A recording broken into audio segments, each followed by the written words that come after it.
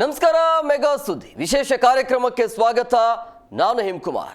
ಅಂತೂ ಇಂತೂ ರಾಜ್ಯ ಸರ್ಕಾರ ಚುನಾವಣೆಯನ್ನು ನಡೆಸೋದಕ್ಕೆ ಮುಂದಾಗಿದೆ. ಆದರೆ ಈ ಬಾರಿ ಇವಿಎಂ ಬದಲಾಗಿ ಬ್ಯಾಲೆಟ್ ಪೇಪರ್ ಮುಖಾಂತರ ಚುನಾವಣೆಯನ್ನು ಮಾಡಬೇಕು ಅನ್ನುವಂಥ ಒಂದು ನಿರ್ಧಾರಕ್ಕೆ ಬರಲಾಗಿದೆ. ಜಿಬಿಎಸ್ ಸೇರಿದಂತೆ ಲೋಕಲ್ ಎಲೆಕ್ಷನ್ ಅಂದರೆ ತಾಲೂಕ್ ಪಂಚಾಯತಿ, ಜಿಲ್ಲಾ ಪಂಚಾಯತ್ ಆಗಿರ್ಬೋದು ಅಥವಾ ಗ್ರಾಮ ಪಂಚಾಯತಿಯ ಚುನಾವಣೆಯನ್ನು ಬ್ಯಾಲೆಟ್ ಪೇಪರ್ ಮುಖಾಂತರ ಚುನಾವಣೆಯನ್ನು ಮಾಡಬೇಕು. ಯಾಕೆ ಬ್ಯಾಲೆಟ್ ಪೇಪರ್ ಅಂತ ಹೇಳಿದ್ರೆ ಇವಿಎಂ ಅನ್ನು ದುರ್ಬಳಕೆ ಮಾಡಿಕೊಳ್ಳಲಾಗ್ತಾ ಇದೆ, ಪಾರದರ್ಶಕವಾಗಿ ಚುನಾವಣೆ ಆಗ್ತಾ ಇಲ್ಲ ಇವಿಎಂ ಕಡೆಯಿಂದ. ಸಾಕಷ್ಟು ತಂತ್ರಜ್ಞಾನದ ಬಗ್ಗೆ ಅನುಮಾನ ವ್ಯಕ್ತವಾಗ್ತಾ ಇದೆ. ಹಂಗಾಗಿ ರಾಜ್ಯ ಸರ್ಕಾರ ಅಥವಾ ರಾಜ್ಯ ಚುನಾವಣಾ ಆಯೋಗ ಈ ಒಂದು ನಿರ್ಧಾರಕ್ಕೆ ಬರಲಾಗಿದೆ. ಹಂಗಾಗಿ ಬ್ಯಾಲೆಟ್ ಪೇಪರಿಂದ ಆಗುವಂಥ ಅನುಕೂಲ ಅನಾನುಕೂಲ ಏನು, ಅದರ ಜೊತೆಗೆ ಇವಿಎಂ ಯಾಕೆ ಬೇಡ, ಎಷ್ಟು ವರ್ಷಗಳ ಕಾಲ ಇವಿಎಂ ಅನ್ನು ಬದಲಾಗಿ ಬ್ಯಾಲೆಟ್ ಪೇಪರ್ನ ಬಳಸಲಿಕ್ಕೆ ಮಾಡಲಾಗತ್ತೆ, ಈ ಒಂದು ವರ್ಷ ಆಯಿತು, ಬಟ್ ಎಷ್ಟು ವರ್ಷ ತನಕ ಗ್ಯಾರಂಟಿ ಇದೆಯಾ, ಎಷ್ಟು ವರ್ಷ ತನಕ ಬ್ಯಾಲೆಟ್ ಪೇಪರನ್ನು ಬಳಸಬಹುದು, ಮುಂದುವರಿತಾ ಇರುವಂಥ ಈ ದೇಶದಲ್ಲಿ ಈ ಬ್ಯಾಲೆಟ್ ಪೇಪರ್ ಎಷ್ಟು ಸೂಕ್ತ ಅನ್ನೋದು ಕೂಡ ಸಹಜವಾಗಿ ಪ್ರಶ್ನೆ ಇರುತ್ತೆ. ಇದುವರೆಗೂ ಕೂಡ ಇವಿಎಂ ಇಂದ ದುರ್ಬಳಕೆ ಮಾಡಿಕೊಳ್ಳಲಾಗ್ತಾ ಇದೆ ಅನ್ನೋದು ಪ್ರೂಫ್ ಕೂಡ ಆಗಿಲ್ಲ. ಆದರೆ ಅದು ಅವಶ್ಯಕತೆ ಇಲ್ಲ ಅಂತ ರಾಜ್ಯ ಸರ್ಕಾರ ಹೇಳ್ತಾ ಇರೋದು. ಮೋಸ ಆಗಿದೆ ನಮಗೆ ಅಂತೇಳಿ ಇದನ್ನು ದುರ್ಬಳಕೆ ಮಾಡಿಕೊಳ್ಳಲಾಗ್ತಾ ಇದೆ ಅಂತ ದೊಡ್ಡ ಮಟ್ಟದಲ್ಲಿ ಹೋರಾಟ ಕೂಡ ಮಾಡಲಾಯಿತು. ಈಗ ರಾಜ್ಯ ಸರ್ಕಾರ ಈ ನಿರ್ಧಾರಕ್ಕೆ ಬರಲಾಗಿದೆ, ಲೋಕಲ್ ಎಲೆಕ್ಷನ್ ಬ್ಯಾಲೆಟ್ ಪೇಪರ್ ಮುಖಾಂತರನೇ ಆಗಬೇಕು ಅಂಥೇಳಿ. ಹಂಗಾಗಿ ಲಾಭ ನಷ್ಟ ಏನು, ಆಮೇಲೆ ಯಾವ ರೀತಿಯಾಗಿ ಈ ಒಂದು ನಡೆಯುತ್ತೆ, ಸಹಜವಾಗಿ ಟೈಮ್ ಅಂತೂ ವೇಸ್ಟ್ ಆಗುತ್ತೆ. ನೋಡೋಣ ಏನಾಗುತ್ತೆ, ಹೇಗೆ ಮಾಡ್ತಾರೆ ಅಂತೇಳಿ. ಇದಾಗಿತ್ತು ಇವತ್ತಿನ ವಿಶೇಷ. ನೋಡಿ, ಬ್ಯಾಲೆಟ್ ಪೇಪರ್ನ ಪ್ರಮುಖವಾಗಿ ಬ್ಯಾಲೆಟ್ ಪೇಪರ್ ಅಂತ ಬಂದಾಗ ಅಥವಾ ಇವಿಎಂ ಅಂತ ಬಂದಾಗ ಯಾವುದು ಬೆಟರ್ ಅನ್ನೋದ್ರ ಬಗ್ಗೆ ಇವತ್ತಿನ ಕಾರ್ಯಕ್ರಮದಲ್ಲಿ ಚರ್ಚೆ ಮಾಡೋಣ. ಇದೇ ಇವತ್ತಿನ ವಿಶೇಷ, ಬ್ಯಾಲೆಟ್ ವರ್ಸಸ್ ಇವಿಎಂ ಲಾಭ ನಷ್ಟದ ಲೆಕ್ಕಾಚಾರ.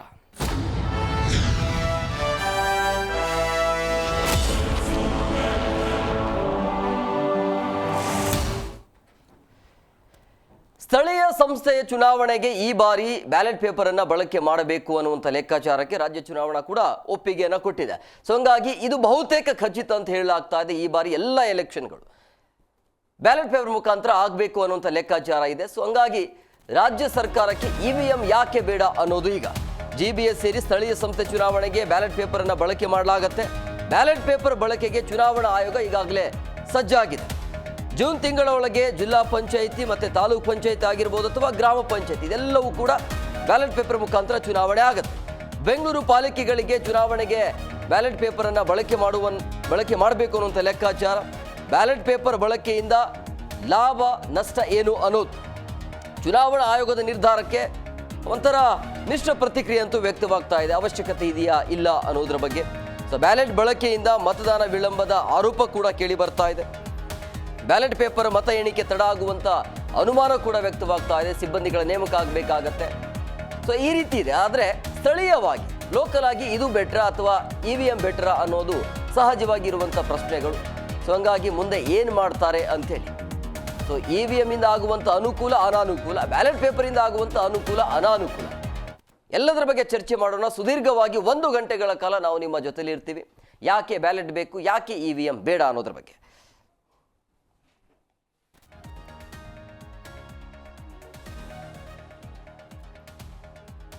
ನೋಡಿ, ಸಹಜವಾಗಿ ಮುಂದುವರಿತಾ ಇರುವಂಥ ಭಾರತ ಈ ರೀತಿ ಬ್ಯಾಲೆಟ್ ಪೇಪರ್ ಬಳಕೆ ಮಾಡಿದ್ರೆ ಮುಂದಿನ 10 ವರ್ಷದಲ್ಲಿ ಏನು ಆಗಬಹುದು ಅಥವಾ ಇದು ಗ್ಯಾರಂಟಿನಾ, ಅಂದರೆ ಇವಿಎಂ ಮೇಲೆ ತಂತ್ರಜ್ಞಾನದ ಮೇಲೆ ಏನು ಅನುಮಾನ ವ್ಯಕ್ತವಾಗ್ತಾ ಇದೆಯಲ್ಲ, ಆ ಅನುಮಾನಕ್ಕೆ ಬ್ಯಾಲೆಟ್ ಪೇಪರ್ ಪರಿಹಾರ ಆಗತ್ತಾ ಅನ್ನೋದು. ಇವಿಎಂ ಬದಲಾಗಿ ಪರಿಹಾರ ಅಂತಂದರೆ ಹೇಳಿದ್ರೆ ಬ್ಯಾಲೆಟ್ ಪೇಪರೇ ಆಗತ್ತಾ ಅನ್ನುವಂಥ ಸಹಜವಾಗಿ ಚರ್ಚೆ ಆಗ್ತಾ ಇದೆ. ಈಗ ಮಾಡಬಾರ್ದು ಅಂತೇನಿಲ್ಲ, ಆಯಾ ರಾಜ್ಯದ ಸ್ವತಂತ್ರ ನಿರ್ಧಾರ ಅದು. ಬ್ಯಾಲೆಟ್ ಪೇಪರ್ ಮಾಡಲೇಬೇಕು ಮಾಡಬಾರ್ದು ಅನ್ನೋದೇನಿಲ್ಲ. ಹಂಗಾಗಿ ಬಟ್ ಎಲ್ಲ ಒಂದು ಕಡೆ ಮಿಶ್ರ ಪ್ರತಿಕ್ರಿಯೆ ವ್ಯಕ್ತವಾಗ್ತಾ ಇದ್ರೆ ಅವಶ್ಯಕತೆ ಇದೆಯಾ ಇಲ್ಲ ಅನ್ನೋದ್ರ ಬಗ್ಗೆ ಗೊತ್ತಿಲ್ಲ. ಲೋಕಲಲ್ಲಿ ಬಹುಶಃ ಇದು ಓಕೆ ಅಂತ ಅನಿಸ್ಬಹುದು, ಬಟ್ ಇದರಿಂದ ಸಾಕಷ್ಟು ಸಮಯ ವ್ಯರ್ಥ ಆಗುತ್ತೆ, ರಿಸಲ್ಟ್ ಬರೋದು ಕೂಡ ಲೇಟ್ ಆಗುತ್ತೆ. ಇದೆಲ್ಲವೂ ಕೂಡ ಚಾಲೆಂಜ್ ಅಂತೂ ಇದೆ. ಅದನ್ನು ಸರ್ಕಾರ ಹೇಗೆ ಮಾಡುತ್ತೆ ಅನ್ನೋದು. ಹಳೆಯ ಕಾಲ ಅದೇ ಇತ್ತು, ಬಟ್ ಈಗ ನಾವು ತಂತ್ರಜ್ಞಾನದಲ್ಲಿ ಇದ್ದೇವೆ. ಬಟ್ ಈಗಿನ ತಂತ್ರಜ್ಞಾನದ ಯುಗದಲ್ಲಿ ಇದರ ಅವಶ್ಯಕತೆ ಇದೆಯಾ ಅನ್ನೋದು. ಈ ಬಗ್ಗೆ ಮಾತನಾಡೋದಕ್ಕೆ ಅತಿಥಿಯವರು ಜಾಯ್ನ್ ಆಗಿದ್ದಾರೆ. ನಾನು ಅವ್ರನ್ನ ಕಾರ್ಯಕ್ರಮಕ್ಕೆ ವೆಲ್ಕಮ್ ಮಾಡ್ತೀನಿ. ಮೊದಲನೇದಾಗಿ ಸಾಮಾಜಿಕ ಕಾರ್ಯಕರ್ತರಾಗಿರುವಂಥ ಹನುಮೇಗೌಡರ ಕಾರ್ಯಕ್ರಮಕ್ಕೆ ಆತ್ಮೀಯವಾದಂಥ ಸ್ವಾಗತ. ಹಾಗೆಯೇ ಹೈಕೋರ್ಟ್ ವಕೀಲರಾಗಿರುವಂಥ ಅಮೃತೇಶ್ ಅವರು ಸರ್ ಕಾರ್ಯಕ್ರಮಕ್ಕೆ ಆತ್ಮೀಯವಾದಂಥ ಸ್ವಾಗತ. ಇನ್ನು ಚಿಂತಕರಾಗಿರುವಂಥ ಕೃಷ್ಣ ಮರಿಯಂಕ್ ಅವರು ಸರ್ ಕಾರ್ಯಕ್ರಮಕ್ಕೆ ಆತ್ಮೀಯವಾದಂಥ ಸ್ವಾಗತ. ಅಮೃತೇಶ್, ನಾನು ನಿಮ್ಮ ಹತ್ರನೇ ಬರ್ತೀನಿ. ಮುಂದುವರಿತಾ ಇರುವಂಥ ಈ ಭಾರತ ದೇಶದಲ್ಲಿ ಈ ತಂತ್ರಜ್ಞಾನ ಯುಗದಲ್ಲಿ ಬ್ಯಾಲೆಟ್ ಪೇಪರ್ ಎಷ್ಟು ಸೂಕ್ತ ಅನ್ನೋದು. ನೋಡಿ, ಇದು ಒಂದು ನೇರವಾಗಿ ಹೇಳಬೇಕು ಅಂದರೆ ಅದು ಒಂದು ಸ್ವಲ್ಪ ಪದಪ್ರಯೋಗ ಸ್ವಲ್ಪ ಹೆಚ್ಚು ಕಡಿಮೆ ಆದರೂ ಆಗ್ಬೋದು. ಅನಾಗರಿಕ ಜಗತ್ತಿನಿಂದ ನಾಗರಿಕ ಜಗತ್ತಿಗೆ ನಾವು ಬರ್ತಾ ಇದ್ದೀವಿ ಅಂತ ಹೇಳೋ ಟೈಮಲ್ಲಿ ನೀವು ಇಲ್ಲ ನಾವು ಪುನಃ ಅನಾಗರಿಕ ಜಗತ್ತಿಗೆ ಹೋಗ್ತೀವಿ ಅಂತ ಆ ಡಿಶನ್ ತಗೋತಾರಲ್ಲ, ಅಂಥವ್ರಿಗೆ ನಾವು ಯಾವ ಥರದಲ್ಲಿ ಹೇಳಬೇಕು ಅಂತ ನಮ್ಗೆ ಅರ್ಥ ಆಗಲ್ಲ. ಆಮೇಲೆ ಸ್ಟೇಟ್ ಎಲೆಕ್ಷನ್ ಕಮಿಷನ್ಲಿ ಒಬ್ಬ ಜವಾಬ್ದಾರಿಯುತ ನಿವೃತ್ತ ನ್ಯಾಯಮೂರ್ತಿ ಕೂತಿದ್ದಾರೆ, ನ್ಯಾಯಾಧೀಶರು ಆಗಿದ್ದಂಥವ್ರು. ಏನೋ ಸಂಗ್ರಹಿಸಿಯವರು ಏನೋ ಆರ್ಡಿನರಿ KS IAS ಯಾವುದೋ ಒಂದು ಪ್ರಭಾವಕ್ಕೊಳಗಾಗೋರು ಅಂತಲ್ಲ. ಇವತ್ತು ಬೆಂಗಳೂರು ಸಿಟಿನ ನೀವು ಇಡೀ ವರ್ಲ್ಡಲ್ಲಿ ಏನಂತ ಐಡೆಂಟಿಫೈ ಮಾಡ್ತೀರಿ? IT ಸಿಟಿ ಅಂತ ಐಡೆಂಟಿಫೈ ಮಾಡ್ತೀರಿ. ಡಿಜಿಟಲಿ ವಿ ಹ್ಯಾವ್ ಗ್ರೋನ್ ಅಂತೀರಿ, electronically we have done everything ಅಂತೀರಿ. ವರ್ಲ್ಡಲ್ಲಿ Bangalore is that IT city ಅಂತ ಹೇಳ್ತಾರಲ್ಲ, ಅಂಥಲ್ಲಿ ನೀವು ಏನು ಬ್ಯಾಲೆಟ್ ಪೇಪರಿಂದ ನಾವು EVMಗೆ ಬಂದು ದೊಡ್ಡ ಕ್ರಾಂತಿಕಾರಕ ಹೆಜ್ಜೆ ಇಟ್ಟು ನಿಮಗೆ 5-6 ದಿನ ತಗೊಳ್ಳೋ ಕೌಂಟಿಂಗನ್ನು 10 ನಿಮಿಷದಲ್ಲಿ ಕೌಂಟಿಂಗ್ ಆಗೋಂಥ ಒಂದು ಮಿಷಿನ್ ತಂದುಕೊಟ್ರೆ, ಇಲ್ಲಪ್ಪ ನಾನು ಇನ್ನೂ ಅಲ್ಲೇ ಹಿಂದಕ್ಕೆ ಹೋಗ್ತೀನಿ ಅಂತ ಹೇಳೋಂಥ ಒಂದು, ಅದರ ಹಿಂದಿನ ದುರುದ್ದೇಶ ಏನು ಅರ್ಥ ಮಾಡ್ಕೊಳ್ಳಿ. ನಿಮಗೆ EVM ಇದ್ದರೆ ಅಲ್ಲಿ ಯಾವುದು ಕುಲಗೆಟ್ಟು ಮಾತುಗಳಿರಲ್ಲ. ಚೆನ್ನಾಗಿ ಅದನ್ನು ಯೋಚನೆ ಮಾಡ್ಕೊಳ್ಳಿ. ಪೇಪರ್ ಎಷ್ಟು ಲಾಸ್ ಆಗುತ್ತೆ, ಹೌದಾ? ಜನರ ಕೌಂಟಿಂಗ್ ಎಷ್ಟು ಜನ ಬೇಕು, ಹಿಂದೆ ಮುಂದೆ ನಿಮಗೆ ದೂರಾಲೋಚನೆ ಅಂತಿದೆ. ಅದನ್ನು ಎರಡು ಸೇರಿಸಿದಾಗ ಒಂದು ಆಲೋಚನೆ ಹುಟ್ಟುತ್ತೆ, ದುರಾಲೋಚನೆ ಇದೆ. ನೀವು ಹೇಗಾದರೂ ಮಾಡಿ ಆ ಗದ್ದಿಗೆಯನ್ನು ಹಿಡಿಬೇಕು ಅಂತ ಹೇಳೋಂಥ ಒಂದು ದುರಾಲೋಚನೆಯಲ್ಲಿ ಬ್ಯಾಲೆಟ್ ಪೇಪರ್ ಹಿಂದಕ್ಕೆ ತರ್ತೀರಿ. ನಾಚಿಕೆ ಆಗಲ್ಲ ಇದು ಸರ್ಕಾರಕ್ಕೆ? ತೊಗಲಕ್ ದರ್ಬಾರಿನ ಸರ್ಕಾರ. When we are going in the ಫಾರ್ವರ್ಡಲ್ಲಿ ಎಲ್ಲ ಮುಂದಕ್ಕೆ ಹೋಗ್ತಾ ಇದ್ದೀವಿ ಅಂದರೆ ಹಿಂದಕ್ಕೆ ಹೋಗ್ತೀವಿ. ಗ್ರಾಮ ಪಂಚಾಯತಿ ಎಲೆಕ್ಷನ್ ಇಲ್ರಿ, ಇವತ್ತು 5 ವಲಯಗಳಲ್ಲಿ ನೀವು ಎಲೆಕ್ಷನ್ನ ಕೌಂಟಿಂಗ್ ಮಾಡ್ತಾ ಹೋದರೆ ಆ ಕೌಂಟಿಂಗ್ ಜಾಗದಲ್ಲಿ ಏನು ಮುಂದೆ ಅನಾಹುತಗಳಿಗೆ RCB ಅನಾಹುತ ಆದಂಗೆ ಈಗ ಒಂದು ಕಾಲೇಜ್ ಮುಂದೆ ಅದು ಕೌಂಟಿಂಗ್ ಸ್ಟಾರ್ಟ್ ಆಗುತ್ತೆ ಬೆಳಗ್ಗೆ 6 ಗಂಟೆಯಿಂದ. ನಿಮ್ಮ ಮಾಧ್ಯಮದವರು ಅಂತ ನೀವು ಇದರಿಂದಲೇ ಸ್ಟಾರ್ಟ್ ಮಾಡ್ಕೊಬಿಟ್ಟಿರ್ತೀರಿ, ನಾಳೆ ಹೀಗೆ ಅಂತ ಸ್ಟಾರ್ಟ್ ಮಾಡಿಬಿಟ್ಟಿರ್ತೀರಿ ಡೈರೆಕ್ಟ್. ಇದು ನಿಮಗೆ ಸಾಯಂಕಾಲ ಆದರೂ ಸಹ ಕೌಂಟಿಂಗ್ ಬಂದಿರೋದಿಲ್ಲ. ಅದೇ EVM ಆಗಿದ್ದರೆ 12 ಗಂಟೆ ಒಳಗಡೆ ಮುಗೀತು, ನಡೀರಿ ಎಲ್ಲ ಮನೆ ಕಡೆ ಅಂತಿದ್ರಿ. ಅಂಥ ಒಳ್ಳೆಯದನ್ನು ಬಿಟ್ಟು ನೀವೇನ್ರಿ ಇದು ಹುಚ್ಚುತನದ ದರ್ಬಾರು, ಅದಕ್ಕೆಲ್ಲ ತೊಗಲಕ್ ದರ್ಬಾರ್ ಅಂತ ನಾನು ಹೇಳಿದ್ದು. ಅದು ಬಿಟ್ಟು ನೀನು ಅನುಮಗೌಡ್ರಿ, ಇದು ಹುಚ್ಚುತನ ಸರಿ ಹೇಳ್ತಾ ಇದ್ರು ಅಲ್ಲ. ಈಗ ನಮ್ಮ ಏನು ಅಮೃತೇಶ್ ಅವರು ಹೇಳಿದಾಗೆ ಎಲ್ಲೋ ಒಂದು ಕಡೆ ದೇಶದ ನಾಯಕರು ಆಧುನಿಕ ವೈಜ್ಞಾನಿಕ ಆವಿಷ್ಕಾರಗಳ ಯುಗದಿಂದ ಹಿಂದಕ್ಕೆ ಹೋಗ್ತಾ ಇದ್ದಾರೆ. ಅದಕ್ಕೆ ಕಾರಣ ಅಂದರೆ ಇಡೀ ದೇಶದಲ್ಲಿ ನಾವು ನೋಡ್ತಾ ಇದ್ದೀವಿ, ತಟ್ಟೆ ಜಾಗಟೆ ಬಡದು ದೀಪ ಹಚ್ಚಿ ಕೊರೋನಾ ಹೊಡೆಸ್ದಾಗೆ ನಾಳೆನೂ ನಡೆಯೋದಿದೆ. ದೀಪ ಹಚ್ಚಿ ಇಡೀ ದೇಶದ ಬಡತನವನ್ನು ನಿವಾರಣೆ ಮಾಡೋ ರೀತಿಯಲ್ಲಿ ಒಂದು ರೀತಿಯಲ್ಲಿ ಇರುವಂಥವ್ರು ಅನಾಗರಿಕ ಸಂಸ್ಕೃತಿಯಲ್ಲಿ ಮುಂದುವರಿತಾ ಇದ್ದಾರೆ. ಇಂಥ ಸಂದರ್ಭದಲ್ಲಿ ನಾನು ಹೇಳಲಿಕ್ಕೆ ಹೊರಡುವಂಥದ್ದು ನೇರ ಹೇಳ್ತೀನಿ, ಯಾವುದೂ ತಪ್ಪಲ್ಲ, ಯಾವುದೋ ಬ್ಯಾಲೆಟ್ ಪೇಪರ್ ಮಾಡಿದ್ರು ತಪ್ಪಲ್ಲ, ಇದು ಮಾಡಿದ ತಪ್ಪಲ್ಲ. ಆದರೆ ಸಮಸ್ಯೆ ಇರೋದು ಏನು ಅಂತ ಹೇಳಿದರೆ, ಇಲ್ಲಿ ಹಣ ಆಸ್ತಿ ಅಧಿಕಾರ ಕೀರ್ತಿಗಾಗಿ ಪ್ರಜಾಪ್ರಭುತ್ವವನ್ನು ದುರವಸ್ಥೆ ಅಥವಾ ಏನು ದುರ್ಬಲಗೊಳಿಸ್ತಾ ಸಮಾಜದ ಜನತೆಗೆ ನೋವನ್ನು ಕೊಡ್ತಾ ಆ ನೋವಿನಲ್ಲೇ ಆನಂದವನ್ನು ವಿಕೃತ ಆನಂದವನ್ನು ಪಡೆಯುವಂತಹ ಜನ ಇದ್ದಾರಲ್ಲ, ಇದು ದೊಡ್ಡ ಸಮಸ್ಯೆ. ನಾನು ಹೇಳ್ತಾ ಇರೋದು EVM ವರ್ಸಸ್ ಆಗಬಾರ್ದಿತ್ತು. ಅದರ ಬದಲು ಅನ್ಯಾಯ ಅನೀತಿ ಅಥವಾ ಸತ್ಯದ ವಿರುದ್ಧ ಸುಳ್ಳು, ಅಪ್ರಾಮಾಣಿಕತೆಯ ವಿರುದ್ಧ ಪ್ರಾಮಾಣಿಕತೆ, ಹೀಗೆ ಒಂದಕ್ಕೊಂದು ಎಲ್ಲವೂ ಇವತ್ತು ಯಾವುದೋ ದಿಕ್ಕಿನಲ್ಲಿ ಹೋಗ್ತಾ ಇದೆ. ನಾನು ನೇರವಾಗಿ ಹೇಳಲಿಕ್ಕೆ ಇಷ್ಟಪಡ್ತೀನಿ. ನೋಡಿ, ಈಗ ಈ ಜನಸಂಖ್ಯೆ ಜಾಸ್ತಿ ಇದೆ, ಹೌದು. ಜನಸಂಖ್ಯೆ ಎಷ್ಟು ಜಾಸ್ತಿ ಇದೆಯೋ ಅದಕ್ಕೆ ತಕ್ಕಾಗೆ ಮಿಷನರಿ ಕೂಡ ನಾವು ಜಾಸ್ತಿ ಮಾಡ್ಕೋಬೋದಲ್ಲ. ಯಾಕೆ ಮಾಡ್ಕೊಳ್ತಾ ಇಲ್ಲ ಸರ್ಕಾರ? ಸರ್ಕಾರದಲ್ಲಿ 60% ಉದ್ಯೋಗಗಳು ಖಾಲಿ ಇದ್ದಾವೆ. ಯಾಕೆ ಇಟ್ಕೊಂಡಿದ್ದಾರೆ? 50,000 ಕರ್ನಾಟಕದಲ್ಲಿ ಏನು ಟೀಚರ್ಸೇ ಅಪಾಯಿಂಟ್ ಮಾಡಿಲ್ಲ. ಯಾಕೆ ಇಟ್ಕೊಂಡಿದ್ದಾರೆ? 2007ರಿಂದ ಇಲ್ಲಿಯವರೆಗೆ ಅಂದರೆ ಸುಮಾರು 17 ವರ್ಷಗಳ ಕಾಲ ಲೆಕ್ಚರರ್ಸ್ನೇ ಅಪಾಯಿಂಟ್ ಮಾಡಿಲ್ಲ. ಯಾಕೆ ಮಾಡಿಲ್ಲ ಅಂದರೆ ಈ ಥರದನ್ನು ನೋಡಿದಾಗ ದುರುದ್ದೇಶದಿಂದನೇ ಅಲ್ಲಿ ಅಪಾಯಿಂಟ್ಮೆಂಟ್ ಮಾಡ್ಕೊಳ್ಳೋದು ನಿಲ್ಲಿಸ್ತಾ ಇದ್ದಾರೆ, ಸಿಬ್ಬಂದಿಗಳು ಕೊರತೆ ಮಾಡ್ತಾ ಇದ್ದಾರೆ. ಇನ್ನೊಂದು ಕಡೆ ನೀವು ಇದನ್ನು ಮಾಡ್ಕೊಂಡು ಹೊರಟಿದ್ದೀರಿ, ಇದು ತಪ್ಪು ಅಂತ ನಾನು ಹೇಳಲಿಕ್ಕೆ ಹೋಗಲ್ಲ. ಆದರೆ ಇವತ್ತಿನ ಎಲೆಕ್ಟ್ರಾನಿಕ್ಸ್ ಯುಗ ಇದೆಯಲ್ಲ, ಇವತ್ತಿರೋದು ನಾಳೆ ಇರಲ್ಲ. ಇವತ್ತು ನಾವು ನೋಡ್ತಾ ಇದ್ದೀವಿ ನಮ್ಮ ಮೊಬೈಲ್ಗಳು ಪ್ರತಿ ವರ್ಷಕ್ಕೆ ಒಂದೊಂದು ಬರ್ತಾನೆ ಇದ್ದಾವೆ, 1, 2, 3 ಅಂತ. ಈಗ ನಾವು ನೋಡ್ತಾ ಇದ್ದೀವಿ ಏನು ಇದರಲ್ಲಿ ಬರುವಂಥ ಇದು ಅಪ್ಡೇಟ್ ಆ್ಯಪ್ 15ನೇದು ಬರ್ತಾ ಇದೆ, 17ನೇದು ಬರ್ತಾ ಇದೆ. ಹಾಗೆ 15 ವರ್ಷ ನೀವು ಅದನ್ನೇ ಮೇಂಟೈನ್ ಮಾಡ್ತೀವಿ ಅಂದರೆ ಎಷ್ಟು ಸರಿ? ಇಂಥದ್ರ ಮಧ್ಯದಲ್ಲಿ ಇವತ್ತು ನಾವು ಅತ್ಯಂತ ಮುಖ್ಯವಾಗಿ ಗಮನಿಸಬೇಕಾಗಿರುವಂಥದ್ದು ಏನು ಅಂತ ಹೇಳಿದರೆ, ಈ ಎಲೆಕ್ಟ್ರಾನಿಕ್ ಮಿಷಿನ್ ಇದೆಯಲ್ಲ, ಅದು ಯಾರ ಸುಪರ್ದಿಯಲ್ಲಿದೆ, ಅದರ ಬಳಕೆ ಹೇಗೆ, ಏನಾಗ್ತಾ ಇದೆ, ಇದನ್ನೊಂದು ಆಲೋಚನೆ ಮಾಡಬೇಕಾಗಿದೆ. ಇದಕ್ಕೆ ಸಂಬಂಧಪಟ್ಟಾಗ ನಾನೊಂದು ಮುಖ್ಯವಾದಂಥ ಅಂಶಗಳನ್ನು ನಾನು ಇದು ಮಾಡಿಬಿಡ್ತೀನಿ. ಹಿಂದೆ ಬ್ಯಾಲೆಟ್ ಪೇಪರ್ ಆಗ್ತಿದ್ದಂತಹ ಸಂದರ್ಭದಲ್ಲಿ ಯಾರೋ ಒಬ್ಬನಿಗೆ ನನ್ನ ವೋಟ್ ಆಗೋಗಿದೆ ಅಂತ ಹೇಳಿದರೆ, ನನ್ನ ವೋಟ್ ಆಗೋಗಿದೆ ಅಂತ ಹೇಳಿದರೆ ವಾಪಸ್ ಬರ್ತಿರಲಿಲ್ಲ. ಅವನು ಚಾಲೆಂಜ್ ಮಾಡ್ತಿದ್ದ. ಆ ಚಾಲೆಂಜ್ ಮಾಡಬೇಕಾದ್ರೆ ಟೆಂಡರ್ ವೋಟ್ ಅಂತ ಇತ್ತು. ಆ ಟೆಂಡರ್ ವೋಟ್ಗೆ ₹2 ಕಟ್ಟಿ ವೋಟನ್ನು ಮಾಡಲಿಕ್ಕೆ ಅವಕಾಶ ಇತ್ತು. ಈಗಲೂ ಅದು ಅವಕಾಶ ಇದೆ. ಇದು ಎಷ್ಟು ಜನರಿಗೆ ಗೊತ್ತಿದೆ? ಇದನ್ನು ನಮ್ಮ ಏನು ಚುನಾವಣಾ ಆಯೋಗ ಈ ರೀತಿ ಆದಂಥ ಸಂದರ್ಭದಲ್ಲಿ ನೀವು ಮಾಡಿ ಅಂತ ಏನಾದ್ರು ಎಜುಕೇಟ್ ಮಾಡಿದಾರಾ? ವಿಷಯನ ಹೋಗಲಿ ಪೊಲಿಟಿಕಲ್ ಪಾರ್ಟೀಸ್ ಅವರವರ ಏಜೆಂಟ್ಗೆ ಏನಾದ್ರು ತಿಳಿಸ್ತಾ ಇದ್ದಾರಾ? ಅದು ಇಲ್ಲ. ಅಂದರೆ ಒಟ್ಟಾರೆ ಇವತ್ತು ಏನು ನಡೀತಾ ಇದೆ ಅಂತ ಹೇಳಿದರೆ, ಹೇಗೋ ಇಲ್ಲ ನಾನು ಗೆಲ್ಲಬೇಕು, ಇಲ್ಲ ನೀನು ಗೆಲ್ಲಬೇಕು, ಇಲ್ಲ ನಮ್ಮ ಪಕ್ಷ ಗೆಲ್ಲಬೇಕು, ಇಲ್ಲ ನಿಮ್ಮ ಪಕ್ಷ ಗೆಲ್ಲಬೇಕು, ನಾವಿಬ್ಬರು ಬೀದಿನಲ್ಲಿ ಬಡ್ದಾಡ್ತಾ ಇರ್ತೀವಿ. ಜನ ನೋಡಲಿ, ಯಾರಿಗೋ ಒಬ್ರಿಗೆ ಹಾಕ್ತಾರೆ, ಅದಕ್ಕೋಸ್ಕರ ಹಣ ಚೆಲ್ತಾರೆ, ಆಸೆ ಆಮಿಷಗಳನ್ನು ಹುಟ್ಟಿಸ್ತಾರೆ. ಇಲ್ಲಿ ಒಟ್ಟಾರೆಯಾಗಿ ಏನು EVM ಅಥವಾ ಇದು ಅಂತ ಅಲ್ಲ, ಇವರೆಲ್ಲರೂ ಕೂಡ ಎರಡೂ ಪಾರ್ಟಿಯವರು. ಇವರು ಯಾರನ್ನ ಉದ್ದೇಶ ಇಟ್ಕೊಂಡು ಹೇಳಿದ್ರೋ, ಯಾವ ಸರ್ಕಾರ ಇಟ್ಕೊಂಡು ಹೇಳಿದ್ರೋ, ಅಥವಾ ನಾನೇನು ವಿಚಾರ ಇಟ್ಕೊಂಡು ಮಾತನಾಡಿದನೋ, ಇದ್ದಾರೆ ಎಲ್ಲದರ ಹಿಂದೆ ಇರೋವಂಥದ್ದು ನಾವು ಮುಖ್ಯವಾಗಿ ಗಮನಿಸಬೇಕಾಗಿರೋಂಥದ್ದು. ಇವತ್ತು ಜನಹಿತ ಯಾರಿಗೂ ಬೇಕಾಗಿಲ್ಲ, ಜನಹಿತ ಬೇಕಾಗಿಲ್ಲ. ನಾಟಕ ಮಾಡ್ತಾ ಇದ್ದಾರೆ, ಡ್ರಾಮಾ ಮಾಡ್ತಾ ಇದ್ದಾರೆ. ನಿಜಕ್ಕೂ ಇವ್ರಿಗೆ ಪ್ರಾಮಾಣಿಕತೆ ಇದ್ದರೆ ಸಿಬ್ಬಂದಿ ನೇಮಕ ಮಾಡಲಿ. ಅವ್ರ ಸರ್ಕಾರ ಇದ್ದಾಗೂ ಮಾಡಲ್ಲ, ಇವ್ರ ಸರ್ಕಾರ ಇದ್ದಾಗೂ ಮಾಡಲ್ಲ. ಇದ್ರ ಮಧ್ಯದಲ್ಲಿ ಕಳುವು ಬೇರೆ, ಈ ಮತಯಂತ್ರಗಳ ಕಳುವು. ಈಗ ಕಾಂಗ್ರೆಸ್ ಸರ್ಕಾರ ಇದ್ದಾಗ ಬ್ಯಾಲೆಟ್, ಬಿಜೆಪಿ ಇದ್ದಾಗ EVM. ಇವ್ರು ಅವ್ರನ್ನ ಬೈತಾರೆ, ಅವ್ರು ಇವ್ರನ್ನ ಬೈತಾರೆ. ಹಿಂಗೆ ಆಯ್ತು. ಈಗ EVM ಅನ್ನು ವಿರೋಧ ಮಾಡ್ತಾ ಇರುವಂತ ಕಾಂಗ್ರೆಸ್ ಇಂಟ್ರೊಡ್ಯೂಸ್ ಮಾಡಿದ್ದೆ ಕಾಂಗ್ರೆಸ್. ಹೌದು. 2004ರಲ್ಲಿ ಪ್ರಯೋಗ ಮಾಡಿತು, 2008ರಲ್ಲಿ ಕರ್ನಾಟಕದಲ್ಲಿ ಬಳಕೆ ಮಾಡಿದ್ವಿ, 2014ರಲ್ಲಿ ಇಡೀ ದೇಶಾದ್ಯಂತ ಬಳಕೆ ತಂದ್ವಿ. ಹಾಗಿದ್ರೆ ನಿಮ್ಗೆ ಅಷ್ಟು ಕನಿಷ್ಠ ಜ್ಞಾನ ಇರಲಿಲ್ವಾ? ಅವತ್ತು ಆಗ್ತಾ ಇರುವಂಥ ಇದನ್ನು ನೀವು ಪ್ರಯೋಗ ಮಾಡಿರಲ್ಲ. ಆ ಪ್ರಯೋಗ ಮಾಡಿದಂಥ ಸಂದರ್ಭದಲ್ಲಿ ಇದರಿಂದ ಆಗಬಹುದಾದಂಥ, ಮುಂದೆ ಆಗಬಹುದಾದಂಥ ಅನಾಹುತಗಳು ಅಥವಾ ಅಪ್ಗ್ರೇಡ್ ಮಾಡಬೇಕಾಗಿರುವಂಥ ಅವಶ್ಯಕತೆ ಇದನ್ನು ಹೇಳ್ಬೋದಿತ್ತಲ್ಲ. ಪ್ರತಿ 5 ವರ್ಷಕ್ಕೊಮ್ಮೆ ಇದನ್ನು EVM ಅಪ್ಗ್ರೇಡ್ ಮಾಡಬೇಕು ಅನ್ನೋಂಥ ಒಂದು ನಿಯಮ ರೂಪಿಸ್ಬೋದಿತ್ತಲ್ಲ. 15 ವರ್ಷ ಯಾಕೆ ಮಾಡಿದ್ರಿ? ಈಗ 15 ವರ್ಷ ಅಂದರೆ 29ಕ್ಕೂ ಬಳಕೆ ಮಾಡ್ತಾರೆ. ಹೀಗೆ ಒಟ್ಟಾರೆ ಇದನ್ನು ಗಮನಿಸಿದಾಗ ರಾಜಕಾರಣಿಗಳ ಬಯಲಾಟದಲ್ಲಿ ಇವತ್ತು ಪ್ರಜಾಪ್ರಭುತ್ವ ವ್ಯವಸ್ಥೆ ಕುಸಿತಾ ಇದೆ. ಆ ಕುಸಿತಕ್ಕೆ ಈ ಬ್ಯಾಲೆಟ್ ಪೇಪರ್ EVM ತಗೊಂಡಿದ್ದಾರೆ ಅಷ್ಟೇ. ಮರಿಯಾಂಕ ಸರ್, ಈಗ EVM ಬದಲಾಗಿ ಬ್ಯಾಲೆಟ್ ಪೇಪರ್ ಅನ್ನುವಂಥ ಚಿಂತನೆ ಯಾಕಿರಬಹುದು ಅಂತ ಅನ್ಸುತ್ತೆ ನಿಮಗೆ? ನನಗೆ ಸ್ಟ್ರೈಟಾಗಿ ಹೇಳ್ತೀನಿ, ಹನುಮೇಗೌಡರು ರೆಸ್ಪೆಕ್ಟ್, ಅವರು ಇದ್ದವರು. ಆದರೆ ಅವ್ರು ಯಾಕೆ ಇದನ್ನು ತಪ್ಪಲ್ಲ ಅಂತ ಹೇಳ್ತಾ ಇದ್ದಾರೋ ಗೊತ್ತಿಲ್ಲ. ನಾನು ಯಾವುದು ತಪ್ಪು ಅಂತ ಹೇಳಿಲ್ಲ.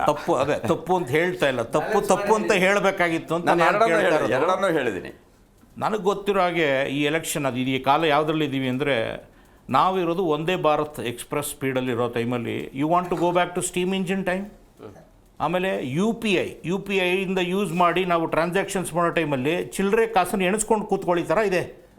ಚಿಲ್ಲರೆ ಕಾಸನ್ನು ಎಣಿಸೋಂಗೆ ಅಂದರೆ ಓಟ್ಗಳನ್ನ ಎಣಿಸ್ಕೊಂಡು ಕೂತ್ಕೊಳ್ಳೋಕ್ಕಾಗತ್ತಾ? 1 ಕೋಟಿ ಇದೆ, 1 ಕೋಟಿ ಎಣಿಸ್ಲಿಕ್ಕಾಗತ್ತಾ? 5 ದಿನ ಬೇಕು, 5 days. ಒಂದಿನ ರಾತ್ರಿ ಎಲ್ಲ, ತಡರಾತ್ರಿ ಎಲ್ಲ, ಇದು 5 ದಿನ ಬೇಕಾಗ್ತದೆ ಎಸ್ಟಿಮೇಷನಲ್ಲಿ, 5 days. ಈ ಕಾಲದಲ್ಲಿ ಸಾಧ್ಯವೇ? ನೀವು ಕೇಳಿದ್ರಿ ಯಾಕಿರ್ಬೋದು ಇದು ಅಂತ. ನಾನು ಕೇಳಿದ್ರೆ, ಕಾಂಗ್ರೆಸ್ಸು ಇಡೀ ಇಷ್ಟು 2.5 ವರ್ಷದಲ್ಲಿ ಸಿಟಿ ಏನೂ ಮಾಡಿಲ್ಲ, ಪರ್ಫಾರ್ಮೆನ್ಸ್ ಇಲ್ಲ. 100%ಅಲ್ಲ ಒಂದು 10% ಮಾಡಿರ್ಬೋದು. ಅದು 10% ಇಟ್ಕೊಂಡು ಅವ್ರು ಎಲೆಕ್ಷನ್ಗೆ ಇನ್ನೊಂದು 3 ತಿಂಗಳಲ್ಲ, 6 ತಿಂಗಳಲ್ಲ, 1 ವರ್ಷದಲ್ಲಿ ಹೋದರೂ ಡೆಫಿನೆಟಾಗಿ ಸೋಲ್ತಾರೆ. ನನಗೆ ಗೊತ್ತಿರೋಂಗೆ ಈ ಡಿಮ್ಯಾಂಡ್ ಇಟ್ಕೊಂಡು ಹೋದರೆ ಅವ್ರು ಎಲೆಕ್ಷನ್ ಆಡೋಕ್ಕೆ ಮುಂಚೆನೇ ಸೋತೋಗಿದ್ದಾರೆ ಅಂತ ನಾನು ಕೇಳಿ. ಅಂದರೆ ನೀವು ಕೆಲಸ ಪರ್ಫಾರ್ಮೆನ್ಸ್ ಮಾಡಿಲ್ಲ, now you want to play around with ballot. ಅದಕ್ಕೂ ಜೊತೆಗೆ ಜಿಲ್ಲಾದು ಹೌದು, ರಾಜಕೀಯ, ಪೂರ ರಾಜಕೀಯ. ಜಿಲ್ಲೆದು, ತಾಲೂಕ್ ಪಂಚಾಯತ್ನೂ ನೀವು ಜೊತೆಗೆ ಸೇರಿಸಿ ಮಾಡಿದಾಗ ಅಕಸ್ಮಾತ್ 5 GB ಈಗಿರೋ ನ್ಯೂಸಲ್ಲಿ 4 BJP ಗೆಲ್ತಾರೆ, 1 ಇವ್ರು ಗೆಲ್ತಾರೆ ಅಂತ ಇದೆ. ಕೆಲವರು 3 ಹೇಳ್ತಾರೆ, 2 ಹೇಳ್ತಾರೆ. ಜಿಲ್ಲಾ ಪಂಚಾಯತ್ತು, ತಾಲೂಕ್ ಪಂಚಾಯತ್ತು ಜೊತೆಗೆ ಸೇರಿಸಿ ಮಾಡಿ. ಈಗ ಇಷ್ಟು ದಿನ 1 ನೇಷನ್ 1 ಎಲೆಕ್ಷನ್ ಅಂದಾಗ ಗಲಾಟೆ ಮಾಡ್ತಿದ್ರು ಬೇಡ ಅಂತ. ಈಗ ಸ್ಟೇಟ್ನಲ್ಲಿ ಜಿಲ್ಲೆ ತಾಲೂಕ್ ಪಂಚಾಯತ್ ಎಲೆಕ್ಷನ್ನು GBA ಜೊತೆನೇ ಮಾಡೋ ಯೋಚನೆ ಬರ್ತಾ ಇದೆ ಅಂತ ಕಾಂಗ್ರೆಸ್ ಅವ್ರು ಹೇಳ್ತಾ ಇದ್ದಾರೆ ಇವತ್ತು ಬೆಳಗ್ಗೆ, ನಿನ್ನೆ ಎಲ್ಲ. ಏನಕ್ಕೆ ಹೇಳ್ತಾ ಇದ್ದಾರೆ ಅಂದರೆ GBL ಸೋತರು ಕೂಡ ಜಿಲ್ಲೆ ತಾಲೂಕ್ ಪಂಚಾಯತ್ತಲ್ಲಿ ಸ್ವಲ್ಪ ಆ ಕಡೆ ಈ ಕಡೆ ಗೆದ್ದರೆ ಇದನ್ನು ಬ್ಯಾಲೆನ್ಸ್ ಮಾಡಿ ಮುಚ್ಚಾಕ್ಬಿಡ್ಬೋದು ಅಂತ. ಇಲ್ಲಾಂದರೆ non performance directly lies on the shoulders of DK Shivakumar was the Bangalore development minister. ಹೇಳ್ತಾ ಇದ್ದೀನಿ, ಇದನ್ನು ಮುಚ್ಚಿಡ್ಲಿಕ್ಕೋಸ್ಕರ ಇದೆಲ್ಲ ನಾಟಕಗಳು. EVM ಸರಿ ಇಲ್ಲ, ಬ್ಯಾಲೆಟ್ ಸರಿ, ಬ್ಯಾಲೆಟ್ ಬೇಕು, ನೀವು ಯಾವುದ್ರಲ್ಲೂ ಮಾಡಿದ್ರೂ ಸೋಲ್ತೀರಾ ಅಂತ ಒಂದು ಹವಾ ಇದೆ. ನಾನು ಹೇಳ್ತಾ ಇರೋದು ಕಾಂಗ್ರೆಸ್ ಅವರು ಈಗ ಆ್ಯಸ್ ಆನ್ ಟುಡೇ ನೆಕ್ಸ್ಟ್ 3 ಮಂತ್ಸಲ್ಲಿ ಸ್ವಲ್ಪ ಡೆವಲಪ್ಮೆಂಟ್ ಮಾಡಿ ಅದನ್ನು ಸ್ವಲ್ಪ ಮುಚ್ಕೊಂಡು ಸ್ವಲ್ಪ ಕನ್ಸಾಲಿಡೇಟ್ ಮಾಡ್ಕೋಬಹುದೇನೋ. ಆದರೆ ಆ್ಯಸ್ ಆನ್ ಡೇಟ್ ಇನ್ಸೆಕ್ಯೂರಿಟಿಯಿಂದ ಈ ಬ್ಯಾಲೆಟ್ ಪೇಪರ್ ವಿಷಯ ಎತ್ತಿದ್ದಾರೆ. ಸೋಲ್ತೀನಿ ಅನ್ನೋ ಭಯ ಭೀತಿಯಿಂದ ಕಾಂಗ್ರೆಸ್ ಅವರು ಎತ್ತಿ, ಇದು ಇನ್ನೂ ಕ್ಲಾರಿಟಿ ಇಲ್ಲ. ಸ್ಟೇಟ್ ಎಲೆಕ್ಷನ್ ಕಮಿಷನರ್ ಇವರೇ ಕೇಳಿದ್ರು ಅಂತ ಏನಿಲ್ಲ. ಆದರೆ ಸ್ಟೇಟ್ ಎಲೆಕ್ಷನ್ ಕಮಿಷನರ್ ನಮಗೂ ಆಶ್ಚರ್ಯ, ಸಂಗ್ರೇಶ್ ಅವರು ಯಾಕೆ ಇದು ಮಾಡ್ತಾರೆ. ನಾನು ಇದರಲ್ಲಿ ಸ್ವಲ್ಪ ಪೊಲಿಟಿಕಲ್ ಮಿಸ್ಚೀಫು ಕಾಣಿಸ್ತಾ ಇದೆ, ಒಂದು ಚೇಷ್ಟೆ, ರಾಜಕೀಯ ಚೇಷ್ಟೆ ಇದೆ. ಅದು ನಾನು ನೆಕ್ಸ್ಟ್ ನೀವು ಹೇಳಿದ್ರೆ ಅಂದ್ರೆ ಆಲ್ಮೋಸ್ಟ್ ಅಲ್ಲಿ ಸೋಲುವ ಹಂತದಲ್ಲಿ ಇರೋದ್ರಿಂದಾಗಿ ಇದನ್ನ ಹಂಗೆ ಮಾಡ್ತಿದ್ದಾರೆ. ಹೌದು ಹೌದು. ಬಟ್ ಆಡಳಿತ ಪಕ್ಷ ಲೋಕಲ್ ಎಲೆಕ್ಷನ್ ಅವರದೇ ಮೇಲುಗೈ ಇರುತ್ತಲ್ಲ, ಅದು ಈ ಪರಿಸ್ಥಿತಿ ಬರೋದಕ್ಕೆ ಏನು ಕಾರಣ? ಬೆಂಗಳೂರು ಡೆವಲಪ್ಮೆಂಟ್ ಎಲ್ಲಾಗಿದೆ ಸರ್ 2.5 ವರ್ಷದಲ್ಲಿ? ನಿಮ್ಗೆ ಯಾರಿಗಾರು ಅನ್ಸುತ್ತಾ? ನಿಮಗೆ ಬ್ಯಾಂಗ್ಳೂರು ಡೆವಲಪ್ಮೆಂಟ್ ಆಗಿದೆ ಅಂತ ಏನಾರು ಅನ್ಸುತ್ತಾ? ಒಂದು 10% ಆಗಿರ್ಬೋದು ನಾನು ಕೇಳಿದ್ರೆ. ಈಗ ಶುರು ಮಾಡಿದ್ದಾರೆ ಆಫ್ಟರ್ GBA ಮಾಡೋದು, ಸ್ವಲ್ಪ ಅಲ್ಲಿ ಇಲ್ಲಿ ಮಾಡಕ್ಕೆ ಟ್ರೈ ಮಾಡ್ತಾ ಒದ್ದಾಡ್ತಾ ಇದ್ದಾರೆ. ಇನ್ನು 3 ತಿಂಗಳು ಮಾಡಿದ್ರು ಕೂಡ ಇಟ್ಸ್ ಟೂ ಲೇಟ್ ಅಂತ ನನಗನ್ಸುತ್ತೆ. ಅಮೃತೇಶ್ ಸರ್, ಈಗ ಈ EVM ತಂತ್ರಜ್ಞಾನ ಸಮಸ್ಯೆ ಇದೆಯಲ್ಲ, ಅದು ನ್ಯಾಯಾಲಯದಲ್ಲಿ ಸಾಬೀತಾಗಿದೆಯಾ? ಹೌದು. ಈಗ ಒಂದು ಅರ್ಥ ಮಾಡ್ತೇವೆ, ಗೌಡ್ರು ಮಾತಾಡ್ತಾ ಕೆಲವೊಂದು ವಿಚಾರಗಳು. ನ್ಯಾಷನಲ್ ಎಲೆಕ್ಷನ್ ಕಮಿಷನ್ ಇದೆ, CEC, ಕಮಿಷನ್ ಆಫ್ ಎಲೆಕ್ಷನ್ ಕಮಿಷನ್ದು ಒಂದು, ಅದು ನ್ಯಾಷನಲ್ ಲೆವೆಲಲ್ಲಿ ಇರೋವಂಥದ್ದು. ಅದು MLA MP-ಗಳನ್ನ ಮತ್ತು ಇದನ್ನೆಲ್ಲ ಕಂಟ್ರೋಲ್ ಮಾಡ್ತಾರೆ. ಅಲ್ಲಿ ಮೊದಲು TN ಶೇಷನ್ ಅವರಿದ್ದಾಗ ಇವೆಲ್ಲ ಅಪ್ಡೇಟಿಂಗ್ ಬ್ಯಾಲೆಟ್ ಪೇಪರಿಂದ EVMಗೆ ಹೇಗೆ ಬಂದು ಅಂತ ಹೇಳಿದ್ರೆ ನಾವು ಒಂದಷ್ಟು ಬ್ಯಾಕ್ ಹಿಸ್ಟ್ರಿ, ಇತಿಹಾಸವನ್ನು ತಿಳಿದೇನೆ ಇದ್ದವನು ಮುಂದೇನು ಮಾಡೋಕ್ಕಾಗಲ್ಲ ಅಂತ ಹೇಳಿ. ಬ್ಯಾಲೆಟ್ ಪೇಪರ್ದು ಎಷ್ಟೋ ಖರ್ಚಾಗ್ತಿತ್ತು, ಪೋಸ್ಟರ್ಸ್ಗಳು ಖರ್ಚಾಗ್ತಿತ್ತು, ಬಂಟಿಂಗ್ಸ್ಗಳೆಲ್ಲ. ಶೇಷನ್ಗೆ ಯಾವುದೇ ವಿಶೇಷ ಅಧಿಕಾರ ಕೊಡಲಿಲ್ಲ ಪಾಪ, ಅವರೆಲ್ಲನೂ ತಗೊಂಬಂದು ಒಂದು ಹದಕ್ಕೆ ತಂದು ನಿಲ್ಲಿಸಿ ಇದು ಮಾಡೋದು. ಪ್ರಾಯೋಗಿಕವಾಗಿ ಐ ಥಿಂಕ್ ಕೇರಳ ಆರ್ ಇನ್ ನಾರ್ತಲ್ಲಿ EVM-ಅನ್ನು ಒಂದು ಇದರಲ್ಲಿ ಪಾರ್ಲಿಮೆಂಟ್ರಿ ಕಾನ್ಸ್ಟಿಟ್ಯೂನ್ಸಿಲಿ ಯೂಸ್ ಮಾಡೋದು. ಇದನ್ನು ದೃಢಪಡ್ತು. ಅದಾದಮೇಲೆ ಆವಿಷ್ಕಾರಗಳು ಆಗ್ತಾ ಬಂತು. ಅವಾಗ ಬರೀ ಬಟನ್ ಹೊತ್ತು ಬರ್ತಿದ್ದು, ಇವಾಗ ನನಗೆ ಗ್ಯಾರಂಟಿ ಆಗುತ್ತೆ, ಒಂದು ಚೀಟಿ ಬರ್ತದೆ, ನಾನು ಇದಕ್ಕೆ ಒತ್ತಿದ್ದೀನಿ ಅಂತ, ಅದು ಕಟ್ಟಾಗಿ ಅಲ್ಲಿ ಕೆಳಗಡೆ ಬೀಳುತ್ತೆ, ಯು ಕ್ಯಾನ್ ಕೌಂಟ್ ಮಾಡ್ಬೋದು. ಅಂದರೆ ಆವಿಷ್ಕಾರಗಳಾಗಿದೆ, ಆಗಿಲ್ಲ ಅಂತಲ್ಲ ನಾನು ಹೇಳ್ತಿರೋದು. EVM ಇಷ್ಟು ಅಡ್ವಾನ್ಸ್ ಟೆಕ್ನಾಲಜಿಲಿ ಹೋಗ್ತೆ. ಇದ್ರ ಮಧ್ಯದಲ್ಲಿ ನನಗೆ ಮೇಲೆಯಿಂದ ಕೆಳಗಡೆ ಇರುವಂಥ ಎಲ್ಲ ಕ್ಯಾಂಡಿಡೇಟ್ಗಳು ಎಲ್ಲ ಒಬ್ಬ ರೇಪಿಸ್ಟು, ಒಬ್ಬ ಮರ್ಡರ್ ಮಾಡಿದವನು, ಒಬ್ಬ ಇಂಥವನು ಅಂತ ಹೇಳಿದಾಗ ನನಗೆ ಅವ್ರು ಯಾರೂ ಬೇಡ ಅಂದಾಗ ನೋಟಾ ಅಂತ ಬಂತು, none of the above candidates ಅಂತ. ಹೌದಾ? This are the developments. ಹಾಗೇನೆ ಇಷ್ಟೆಲ್ಲ ಡೆವಲಪ್ಮೆಂಟ್ ಆದರೆ ನೀವು ಪುನಃ ಬ್ಯಾಕ್ ಟು ಪೆವಿಲಿಯನ್ ಹೋಗ್ತೀನಿ ಅಂತ ಹೋಗ್ತಿದ್ದೀರಲ್ಲ, ನಿಮ್ಗೆ ಏನು ತಲೆಯಲ್ಲಿ ಏನು ತುಂಬಿದೆ? ಫಸ್ಟ್ ಆಫ್ ಆಲ್ ನಿಮ್ಗೆ ಹೇಳ್ತೀನಿ, ಮ್ಯಾನ್ ಪವರು, ಮ್ಯಾನ್ ಅವರು, ಮನಿ. ಹೌದಾ? ಈ ಮಧ್ಯದಲ್ಲಿ ಒಂದು ಬ್ಯಾಲೆಟು ಹೊರಗಡೆ ಬಂತು ಅಂದರೆ ಇಟ್ ಅಮೌಂಟ್ಸ್ ಟು ಏನೋ ಸಸ್ಪಿಷನ್, ಇಲ್ಲೇನೋ ಗ್ರಿಲ್ಲಿಂಗ್ ಆಗಿದೆ, ಎಲ್ಲೋ ಮತ ಕದ್ದಿದ್ದಾರೆ. ಈಗ ನಿಮಗೆ 250 ಬ್ಯಾಲೆಟ್ ವೋಟ್ ಆಗಿದೆ ಅಂತ ಇಟ್ಕೊಳ್ಳಿ, ಉಳಿದಿದ್ದು ಒಂದು 150 ಇರಲೇಬೇಕಲ್ಲಿ ಆ ಇದ್ರೊಳಗಡೆ ಪ್ಯಾಡಲ್ಲಿ. ಹೌದಾ? ಇವೆಲ್ಲ ಯಾವಷ್ಟು ನಿಮಗೆ ತೊಂದರೆಗಳನ್ನು ತರ್ತೆ ಗೊತ್ತಾ? ಅವರು ಪಾಪ ಹಳ್ಳಿಗೆ ಇವ್ರುಗಳೆಲ್ಲ ಹೋಗಿ ತಗೊಂಡು ಹೋಗೋಂಥದ್ದು, ಮಾನಿಟ್ರ್ ಮಾಡೋಂಥದ್ದು. ಇದೇನಿಲ್ಲ 2 ಬ್ಯಾಗ್. ಯಾಕಿದನ್ನು ನಾನು ಹೇಳ್ತೀನಿ, my personal experience as an advocate, trade ಯೂನಿಯನಿಸ್ಟಾಗಿ ನಾನು EVMಗಳನ್ನ ಉಪಯೋಗಿಸಿದ್ದೀನಿ, ಬ್ಯಾಲೆಟನ್ನು ಉಪಯೋಗಿಸಿದ್ದೀನಿ. ನೋಡಿ, ನನ್ನ ಇದ್ರೊಳಗಡೆ ಇದ್ದಾಗ ಕಿರ್ಲೋಸ್ಕರ್ಲಿ, GKW, SKF-ಅಲ್ಲಿ, ABB ಒಳಗಡೆ, ಸೋಪ್ ಫ್ಯಾಕ್ಟ್ರಿ ಒಳಗಡೆ, ಮತ್ತು ಗ್ರಾಫೈಟಲ್ಲಿ ನಾನು EVMಗಳನ್ನ ತೊಗೊಂಡೋಗಿದ್ದೀನಿ. ಇದೇ BEL-ಅಲ್ಲಿ ಒಂದು ಮಿಷಿನಿಗೆ ನಾವು ದುಡ್ಡು ಡಿಪಾಸಿಟ್ ಮಾಡಿದ್ರೆ ಒಬ್ಬ ವರ್ಕರ್ನ ಕಳಿಸ್ಕೊಡ್ತಾರೆ. ನಾವು ಒಂದು 10 ಮಿಷಿನ್ಗಳನ್ನ ತೊಗೊಂಡೋಗಿ ಹಿ ವಿಲ್ ಆಪ್ರೇಟ್ ಎವ್ರಿಥಿಂಗ್. 5 ನಿಮಿಷದಲ್ಲಿ ರಿಸಲ್ಟ್ ಕೊಡ್ತಿದ್ದ. ಅದರ್ವೈಸ್ ಗ್ರಾಫೈಟಲ್ಲಿ ನಾನು ರಾತ್ರಿ 2 ಗಂಟೆವರೆಗೆ ಕೌಂಟಿಂಗ್ ಮಾಡಿದ್ದೀನಿ. 1 ವೋಟ್ ಡಿಫರೆನ್ಸ್ ಬಂತು. ಪುನಃ ಕೌಂಟಿಂಗ್ ಸ್ಟಾರ್ಟ್ ಮಾಡಿದ್ರೆ ಬೆಳಗಿನ ಜಾವ 4 ಗಂಟೆವರೆಗೆ ಮಾಡಿದ್ದೀನಿ. ಇದ್ಯಾವ ಹಣೆ ಬರೋರಿ ನಿಮಗಿದು? When you are giving the ಪಕ್ಕಾ ಇದು. ಮೊದಲು ಕಾಶಿಗೆ ಹೋಗ್ಬಾರ್ದು ಅಂದರೆ ಮೊದಲು ಊರಲ್ಲಿ ಏನು ಮಾಡ್ತಿದ್ರು, ಊರವ್ರಿಗೆಲ್ಲ ಊಟ ಹಾಕ್ಸ್ಬಿಟ್ಟು ಕಾಶಿಗೆ ಹೋಗ್ತಿದ್ದಾನಪ್ಪ ಅಂತಿದ್ರು. ಯಾಕೆ? He will not come back most probably. Guarantee ಇಲ್ಲ. ಗ್ಯಾರಂಟಿ ಇಲ್ಲ. ನಿಮಗೆ ಇವತ್ತು ಕಾಶಿಗೆ ಅಂದರೆ ಇವತ್ತು ಸಾಯಂಕಾಲ ಹೊರಟ್ರೆ ನಾಡಿದ್ದು ಬೆಳಗ್ಗೆ ಬೆಂಗಳೂರಿಗೆ ಬರ್ತೀನಿ ಅಂತ ಇಂಥ ಯುಗದಲ್ಲಿ ಇದ್ದಾಗ ಎಂಥ ಮೂರ್ಖತನ ರೀ ಇದು ನಿಮ್ಮದು. You have to think on this. ಅವ್ರ ಪಾರ್ಟಿಲೇ ಕೆಲವೊಬ್ರು ಬೈತಿರ್ತಾರೆ, ಬಟ್ ಓಪನ್ ಆಗಿ ಹೇಳೋಕ್ಕಾಗ್ತಾ ಇಲ್ಲ. Development of the ballot paper ನಾನು ಇಷ್ಟೆಲ್ಲ ಹೇಳ್ಕೊಂಬಂದಲ್ಲ. ಆಮೇಲೆ ಅದು ಓಲ್ಡಲ್ಲಿ ಎಲ್ಲರೂ ಬ್ಯಾಲೆಟ್ ಪೇಪರೇ ಉಪಯೋಗಿಸ್ತಾರೆ. ಓಲ್ಡಲ್ಲೆಲ್ಲ ಬ್ಯಾಲೆಟ್ ಪೇಪರ್ ಉಪಯೋಗಿಸ್ತಿದ್ದಾರೆ ಸ್ವಾಮಿ. ಅಲ್ಲಿ ಈ ಥರದ್ದು ನಡೆಯಲ್ಲ. ನಮ್ಮ ಮಾನ್ಯ ಅದು ಹವಾಲಾ ಇದು ನಡೀತಲ್ಲ, ಏನವ್ರ ಹೆಸರು, ನಮ್ಮ ರೈಲ್ವೆ ಮಂತ್ರಿಗಳ ಅಲ್ಲ, ಹರ್ಷದ್ ಮೇದಲ್ಲ, ರೈಲ್ವೆ ಮಂತ್ರಿಗಳಲ್ಲಾಗಿದ್ರಲ್ಲಪ್ಪ ಬಿಹಾರದವರು. ಅವರು ಅಲ್ಲಿ ಬಿಹಾರದಲ್ಲಿ ಹೆಂಗೆ ಗ್ರಿಲ್ಲಿಂಗ್ ನಡೀತಿತ್ತು, ಊರವ್ರನ್ನೆಲ್ಲರೂ ಸೈಡಿಗೆ ನಿಲ್ಲಿಸ್ಬಿಟ್ಟು ತಾವೇ ಇದರಲ್ಲಿ ಹೋಗಿ ಎಲ್ಲ ಸೀಲ್ ಹೊಡೆದು ಬ್ಯಾಲೆಟ್ ಬಾಕ್ಸ್ ಹಾಕಿ ಕಳಿಸ್ತಿದ್ರು. ಆ ಥರದ ಸನ್ನಿವೇಶ ಫಾರಿನ್ ಕಂಟ್ರೀಸ್ಲಿ ಎಲ್ಲೂ ಇಲ್ಲ ಸ್ವಾಮಿ, ನಮ್ಮಲ್ಲಿ ನಡೀತದೆ. ಹೌದಾ? ಅದರಿಂದ ಬ್ಯಾಲೆಟ್ ಬೇಡ, ಇದನ್ನು ಕೊಡಿ ಅಂತ ನಾವು ಕೇಳ್ತಾ ಇರೋದು. ಬಟ್ ನನಗೆ ಸ್ಟೇಟ್ ಎಲೆಕ್ಷನ್ ಕಮಿಷನ್ನವರು ಈ ಥರದ ತೀರ್ಮಾನ ಮಾಡ್ತಾರೆ. ಒಬ್ಬ educated, I think he is uneducated. I can say it directly. When this type of the ನಾವು ಎಜುಕೇಷನ್ಲಿ ಮುಂದುವರೆದ್ರೆ ಒಬ್ಬ ರಿಟೈರ್ಡ್ ಡಿಸ್ಟ್ರಿಕ್ಟ್ ಜಡ್ಜ್ ಕೂತವನು ನನ್ನ ಒಪಿನಿಯನ್ ಇದ್ರಿ ಹಾಕಬೇಕಾಗಿತ್ತು. ಬಟ್ ನೀವು ತಾಳಕ್ಕೆ ತಕ್ಕಂತೆ ಕುಣಿತಿದ್ದೀರಲ್ಲ, that is a wrong. That is a wrong. At least ಆ ನೋಟಿಫಿಕೇಷನ್ ಬಿಟ್ಟಿದ್ದೀರಿ ಇವತ್ತಿನವರೆಗೆ. ಇವತ್ತು ಅವರ ವೆಬ್ಸೈಟ್ ನೋಡಿದೆ ನಾನು, ಕಳೆದ ವರ್ಷದ ಆಗಸ್ಟಲ್ಲಿ ಒಂದು 25ನೇ ತಾರೀಕಲ್ಲಿ ಒಂದು ನೋಟಿಫಿಕೇಷನ್ ಮಾಡೋದು ಬಿಟ್ರಿ ಇವತ್ತಿನವರೆಗೆ ಅಪ್ಡೇಟ್ ಇಲ್ಲ. ಸ್ಟೇಟ್ ಎಲೆಕ್ಷನ್ ಕಮಿಷನ್ ಯಾವ ಮೂಲೆಗೆ ಇರಬೇಕದು ಸ್ಟೇಟ್ ಎಲೆಕ್ಷನ್ ಕಮಿಷನ್? ಎಸ್ ಹನುಮೇಗೌಡ್ರು, ಈಗ ಬ್ಯಾಲೆಟ್ ಪೇಪರಿಂದ ಆಗುವಂಥ ಅನುಕೂಲ ಅನಾನುಕೂಲ ಏನು ನೋಡಿ. ಇದಕ್ಕೆ ಮುಂಚೆ ಒಂದು 2 ವಿಷಯಗಳನ್ನು ಗಮನಕ್ಕೆ ತಂದುಬಿಡ್ತೀನಿ ವೀಕ್ಷಕರ ಗಮನಕ್ಕೆ. ಜಗತ್ತಿನ ಅತ್ಯಂತ ಮುಂದುವರೆದ ರಾಷ್ಟ್ರಗಳ ಪೈಕಿ ಜಪಾನ್ ಒಂದು. ಅಲ್ಲಿ ಬಳಕೆ ಮಾಡಬಹುದಿತ್ತು, ಮಾಡ್ತಾ ಇಲ್ಲ. ಕಾರಣ ಗೊತ್ತಿಲ್ಲ ನನಗೆ, ಸ್ಪಷ್ಟವಾಗಿ ಗೊತ್ತಿಲ್ಲ. ಇರಲಿ.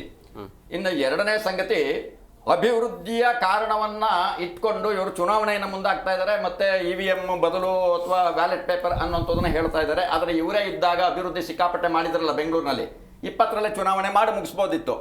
ಆದರೆ ಅದಕ್ಕೆ ಕೊಕ್ಕೆ ಹಾಕೊಂಡು ಏನೇನೋ ಮಾಡ್ಕೊಂಡು ಇಲ್ಲಿವರೆಗೂ ಬಂದಿದೆ. 5 ವರ್ಷ ಪ್ರಜಾಪ್ರಭುತ್ವ ವ್ಯವಸ್ಥೆಯನ್ನು ಕೊಂದಂಥದಕ್ಕೆ ಅಡಿಪಾಯ ಹಾಕಿದಂಥವ್ರು ಬಿಜೆಪಿ ಸರ್ಕಾರ. ಇರಲಿ, ಈಗ ಕಾಂಗ್ರೆಸ್ನವ್ರು ಏನೋ ಮಾಡ್ಲಿಕ್ಕೆ ಹೊರಟಿದ್ದಾರೆ. ಅವ್ರದ್ದು ಒಂದು ರೀತಿಯ ಅವಿವೇಕ ಥರನೇ ನಮ್ಮ ಸ್ನೇಹಿತರು ಹೇಳಿದರು, ಕಾಯಿನಿ ಹಣಿಸೋ ಕಾಲದಲ್ಲಿ ನಾವು ನಿಂತುಬಿಟ್ಟಿದ್ದೀವಿ. ಆದರೆ ಈಗ EVM ಇದೆಯಲ್ಲ, EVMನ ಹೇಗೆ ವರ್ಕ್ ಆಗುತ್ತೆ, ಅದನ್ನು ಹೇಗೆ ಮಾಡ್ತಾರೆ ಅನ್ನೋಂಥ ಒಂದಷ್ಟು ವಿಚಾರಗಳೇನಿದೆಯಲ್ಲ, ಇದನ್ನು ನಾನು ಸ್ವತಃ 3-4 ಚುನಾವಣೆಯಲ್ಲಿ ಭಾಗವಹಿಸಿದ್ದೀನಿ, ನೋಡಿದ್ದೀನಿ. ಅದರಲ್ಲಿ ಗಮನಿಸಿರುವಂಥ ಅಂಶಗಳ ಆಧಾರದ ಮೇಲೆ ಹೇಳಬೇಕು ಅನ್ನೋದಾದರೆ, ಇವತ್ತು ನೋಡಿ, ಹಿಂದೆ ಮನೆಗೆ ಕನ್ನ ಹಾಕಿ ಮನೆಯ ವಸ್ತುಗಳನ್ನು ತಗೊಂಡೋಗಿ ಹಂಡೆ ಬಿಂದಿಗೆ ತಗೊಂಡೋಗಿ ಎಲ್ಲೋ ಮಾರಾಟ ಮಾಡಿ ದುಡ್ಡು ತಗೊಂತಿದ್ದ. ಈಗ ಇವತ್ತು ಆ ಸ್ಥಿತಿಯಲ್ಲಿ ಇಲ್ಲ. ದುಡ್ಡಿರೋ ಪೆಟ್ಟಿಗೆನೇ ಒತ್ಕೊಂಡು ಹೋಗ್ಬಿಡ್ತಾರೆ ATMನ. ಹಾಗೆ EVM ಮಿಷನ್ಗಳಿದೆಯಲ್ಲ, EVM ಮಿಷನ್ಗಳು 19 ಲಕ್ಷ ಕಳವಾಗಿದೆ. ಇದು ನಾನು ಹೇಳ್ತಿರೋದಲ್ಲ, ಇದು ಮಾಧ್ಯಮಗಳಲ್ಲಿ ಓಡಾಡ್ತಾ ಇದೆ. ಆ ಮಾಧ್ಯಮಗಳು ಕಳವಾಗಿದೆ. ಯಾಕೆ, ಎಷ್ಟು ಕಡೆ ಕಳವಾಗಿದೆ, ಯಾಕೆ ಕಳವಾಗಿದೆ? ಸರ್ಕಾರದಲ್ಲಿ ಭದ್ರತೆ ಇಲ್ಲಿರ್ಬೇಕಾಗಿದ್ದಲ್ವಾ? ಹೋಗ್ಲಿ, ಅದು ಕಳವಾಗಿದ್ದು ಲಾರಿಗಳಲ್ಲಿ ಚುನಾವಣೆ ಸಂದರ್ಭದಲ್ಲಿ ಹೊರಗಡೆ ಓಡಾಡ್ತಿದಾವಲ್ಲ, ಯಾಕೆ ಓಡಾಡಬೇಕು? ಅವ್ರ ಮೇಲೆ ಏನು ಕ್ರಮ ತಗೊಂಡಿದ್ದೀರಿ? ಎಷ್ಟು ಜನರನ್ನು ಜೈಲಿಗೆ ಹಾಕಿದ್ದೀರಿ? ಯಾವನ ಹತ್ರ ಸಿಕ್ತಲ್ಲ ಅದನ್ನ ಎಷ್ಟು ಜನರು ಮಾಡಿದಿರಿ? ಇದ್ಯಾವುದು ಬೆಳಕಿಗೆ ಬರ್ತಾ ಇಲ್ಲ. ಹೋಗ್ಲಿ, ಈಗ ಚುನಾವಣಾ ಆಯೋಗ ಮತಯಂತ್ರ ಓಕೆ, ಅದನ್ನು ಅವರು ಸಾಬೀತುಪಡಿಸಿ ಅಂತ ಹೇಳ್ತಿದಾರಲ್ಲ. ಒಂದು ಕರೆ ಕೊಡಲಿ. ಏನು ಕರೆ ಕೊಡಲಿ ಅಂತ ಹೇಳಿದರೆ, ಈ ಮತಯಂತ್ರಗಳನ್ನು ದುರ್ಬಳಕೆ ಮಾಡಬಹುದು ಅನ್ನೋದಕ್ಕೆ ಸಂಬಂಧಪಟ್ಟಂತಹ ಯಾವುದೇ ರೀತಿಯ ಸಂಶೋಧನೆಯನ್ನು ಮಾಡಿ ತೋರಿಸಿದರೆ ಅವ್ರ ಮೇಲೆ ಯಾವುದೇ ರೀತಿಯ ಶಿಕ್ಷೆ ಕೊಡೋದಿಲ್ಲ, ಕಾನೂನು ಕ್ರಮ ತಗೊಳ್ಳೋದಿಲ್ಲ ಅನ್ನೋಂಥ ಒಂದು ಬಹಿರಂಗವಾದ ಒಂದು ಹೇಳಿಕೆಯನ್ನು ಕೊಟ್ಟು ಅದ್ರ ಮೇಲೆ ಸಂಶೋಧನೆ ಕೊಡಲಿ, ಅವಾಗ ಅದನ್ನು ತೋರಿಸ್ತಾರೆ. ಇದನ್ನು ಮಾಡಲಿಕ್ಕೆ ಹೊರಗಡೆಗೆ ಇಲ್ಲಿವರೆಗೂ ಬಿಟ್ಟಿಲ್ಲ. ಅದೇ ಕಾರಣಕ್ಕೆ ಹೇಗೆಲ್ಲ ತಪ್ಪು ಮಾಡಬಹುದು ಅನ್ನೋಂಥದ್ದನ್ನು ದೆಹಲಿ ಸರ್ಕಾರ ಮಾಡಿ ತೋರಿಸ್ತು. ಎಲ್ಲಿ? ವಿಧಾನಸಭೆಯಲ್ಲಿ ತೋರಿಸ್ತು, ಹೊರಗಡೆ ತೋರಿಸ್ಲಿಲ್ಲ. ಇವತ್ತು ಕೂಡ ಯಾರಿಗೋ ಹಾಕಿದ್ದು ಯಾರಿಗೋ ಓಟ್ ಹೋಗ್ತದೆ ಅನ್ನೋಂಥ ಅನೇಕ ಬರ್ತಾ ಇದ್ದಾವೆ. ಅದು ಅಯ್ಯೋ ಮತ್ತೊಂದು ಬೇಡ, ಆದರೆ ಆ ರೀತಿ ಆಗ್ತಾ ಇದೆ ಅಂತ ಆರೋಪಗಳಿದೆಯಲ್ಲ, ಇದನ್ನು ಓಪನ್ ಚಾಲೆಂಜ್ ಯಾಕೆ ಮಾಡಬಾರ್ದು ಚುನಾವಣಾ ಆಯೋಗ ಮಾಡಬಹುದು. ಆದರೆ ಇಂತಹ ಚುನಾವಣಾ ಆಯೋಗವೇ ನೇರವಾಗಿ ಎಲ್ಲೋ ಒಂದು ಕಡೆ ಸರ್ಕಾರದ ಕಡೆ ಪರೋಕ್ಷವಾಗಿ ಸಹಕಾರ ಕೊಡಿಸ್ತಾ ಇದೆ ಅಂತ ಹೇಳ್ತದೆ. ಸಂವಿಧಾನದಲ್ಲಿ ಕಾನೂನಿಗಿಂತ ದೊಡ್ಡವನು ಯಾವನೂ ಇಲ್ಲ, ಈವನ್ ರಾಷ್ಟ್ರಪತಿ ಸೇರಿ. ಆದರೆ ಇವತ್ತು ಕಾನೂನು ಎಲ್ಲಿಗೆ ಬಂದು ನಿಂತಿದೆ? ಚುನಾವಣಾ ಆಯೋಗದ ವ್ಯಕ್ತಿಗೆ ಅವನ್ನ ಕೇಳೋಂಗೆ ಇಲ್ಲ, ಅವನು ರಿಟೈರ್ಡ್ ಆದಮೇಲೆ ಮುಗೀತು, ಅವನು ಮಾಡಿರೋ ಎಲ್ಲ ಅಕ್ರಮಗಳು ಮನ್ನಾ. ಇಲ್ಲಿವರೆಗೆ ಯಾಕೆ ಬೇಕಾಗಿತ್ತು? ಯಾಕೆ ಕಾನೂನಿನ ಕತ್ತಿ ಅವನ ತಲೆ ಮೇಲೆ ಇಲ್ಲ? ಅಂದರೆ ಈ ರೀತಿಯ ಅಕ್ರಮಗಳಿಗೆ ಎಲ್ಲೋ ಒಂದು ಕಡೆ ಯಾರಿಗೋ ಸಪೋರ್ಟ್ ಮಾಡ್ತಿದ್ದಾರೆ ಅನ್ನೋಂಥದಕ್ಕೆ ಜನರಿಗೆ ಅನುಮಾನ ಸಂಶಯಗಳಿಗೆ ಕಾರಣ ಆಗ್ತಾ ಇಲ್ವಾ? ಈ ಕಾರಣ ಆಗ್ತಾ ಇರುವಂಥದ್ರ ಹಿಂದೆ ಮತ್ತಷ್ಟು ಮಗದಷ್ಟು ಹೆಚ್ಚಾಗ್ತಾ ಇದೆ. ಈ ಮತ್ತಷ್ಟು ಮಗದಷ್ಟು ಹೆಚ್ಚಾಗ್ತಾ ಇರೋದ್ರಿಂದ ಅನಿವಾರ್ಯವಾಗಿ ಕಾಯಿ ನೆನೆಸ್ಲಿಕ್ಕೆ ಹೋಗ್ತಾ ಇರ್ಬೋದು ಕರ್ನಾಟಕ ಸರ್ಕಾರ. ನಾನು ಹೋಗ್ತಾ ಇರೋ ಸರಿ ಅಂತ ನಾನೇನು ಹೇಳ್ತಾ ಇಲ್ಲ. ನಾವು ದಿನದಿಂದ ದಿನಕ್ಕೆ ಕರ್ನಾಟಕ ಸರ್ಕಾರ ಗೆದ್ದು ಬಂದಿರೋದು ಇದೇ ಇವಿಎಂ ಮಿಷನ್ ಅಲ್ಲಿ. ನಾನು ತಪ್ಪು, ನಾನೇನು ಇಲ್ಲ ಅಂತ ಹೇಳಿಲ್ಲ ಸರ್. ಆಮೇಲೆ ಸರ್ವೋಚ್ಚ ನ್ಯಾಯಾಲಯ ಕ್ಲಿಯರ್ ಮಾಡಿದೆ ಇವಿಎಂ ಟೆಕ್ನಾಲಜಿನ. ಸುಪ್ರೀಂ ಕೋರ್ಟ್ ಕ್ಲಿಯರ್ ಮಾಡಿದೆ. ಮಧ್ಯದಲ್ಲಿ ಮಧ್ಯದ ಬಾಯಕದಲ್ಲ, ಮಧ್ಯದಲ್ಲಿ ಬಾಯ ಹಾಕ್ಬೇಡಿ. ನೀವು ಹಾಕಿದ್ರೆ ನೀವು ಮಾತನಾಡ್ಬೇಕಾದ್ರೆ ನಾನು ಮಾತನಾಡ್ತೀನಿ. ಹೇಳಿ ಯಾಕೆಂದ್ರೆ ಹಂಗಲ್ಲ ಸರ್, ದಯವಿಟ್ಟು ನೀವು ಮಧ್ಯದಲ್ಲಿ ಮತ್ತೆ ಬರಬೇಡಿ. ಮತ್ತೆ ನನ್ನ ಸಮಯವನ್ನ ಕಳಿಬೇಡಿ. ಅಲ್ಲಲ್ಲ ಬೇಡ ಗೌಡ್ರೆ, ನೀವು ಅರ್ಥ ಮಾಡ್ಕೊಳ್ಳಿ. ನೀವು 10 ಜನಕ್ಕೆ ನಿಮ್ಮ ವಿತಂಡವಾದ ಗೊತ್ತಾಗುತ್ತೆ. ಮಾತನಾಡಲ್ಲ ಹಾಗಿದ್ರೆ ನಾನು ಮಾತನಾಡಲ್ಲ. ಅವ್ರ ಮಧ್ಯದಲ್ಲಿ ಭಯ ಅದು ಆ ಥರ ಇದ್ರೆ ನೀವು ಅಲ್ಲ ಮಧ್ಯದಲ್ಲಿ ಅಂತಲ್ಲ. ಸುಪ್ರೀಂ ಕೋರ್ಟ್ ಅಲ್ಲಿ ಹೋಗಿ ಕೇಸ್ ಹಾಕೊಂಡು ಎಲ್ಲ ಮಾಡಿದ್ದೀರಿ, ಅದೇನು ಅದನ್ನೇ ಹೇಳ್ತೀರಿ? ಕೊಟ್ಟಾಗ ನಾನು ಮಾಹಿತಿ ಕೊಟ್ಟಿಲ್ಲ ಸರ್. ಇದರಲ್ಲಿ ತಪ್ಪು ಮಾಹಿತಿ ಸುಪ್ರೀಂ ಕೋರ್ಟ್ ಇವಿಎಂ ಟೆಕ್ನಾಲಜಿನ ಕ್ಲಿಯರ್ ಮಾಡಿದೆಯಾ ಇಲ್ವಾ ಸರ್? ಅಷ್ಟೇ ಸರ್. ಇಲ್ಲ ಅದನ್ನ ಹೇಳಿದ್ದು ನಾನು ಓಪನ್ ಸರ್ಕಾರಕ್ಕೆ ಮತ್ತೆ ನನ್ನ ಅಭಿಪ್ರಾಯವನ್ನು ಕೊಟ್ಟಿದ್ದೀನಿ. ಸುಪ್ರೀಂ ಕೋರ್ಟ್ ಟೆಕ್ನಾಲಜಿ ಹೇಳ್ತಾ ಇದೆ. ಸುಪ್ರೀಂ ಕೋರ್ಟ್ ಅವರು ಸರಿಯಾದ ಮಾಹಿತಿ ಕೊರತೆ ಇಲ್ಲ. ಕರ್ನಾಟಕ ನೀವು ಹೇಳ್ತಾ ಇಲ್ಲ ಸರ್. ನನ್ನ ಅಭಿಪ್ರಾಯವನ್ನು ಹೇಳ್ತಾ ಇದ್ದೀನಿ.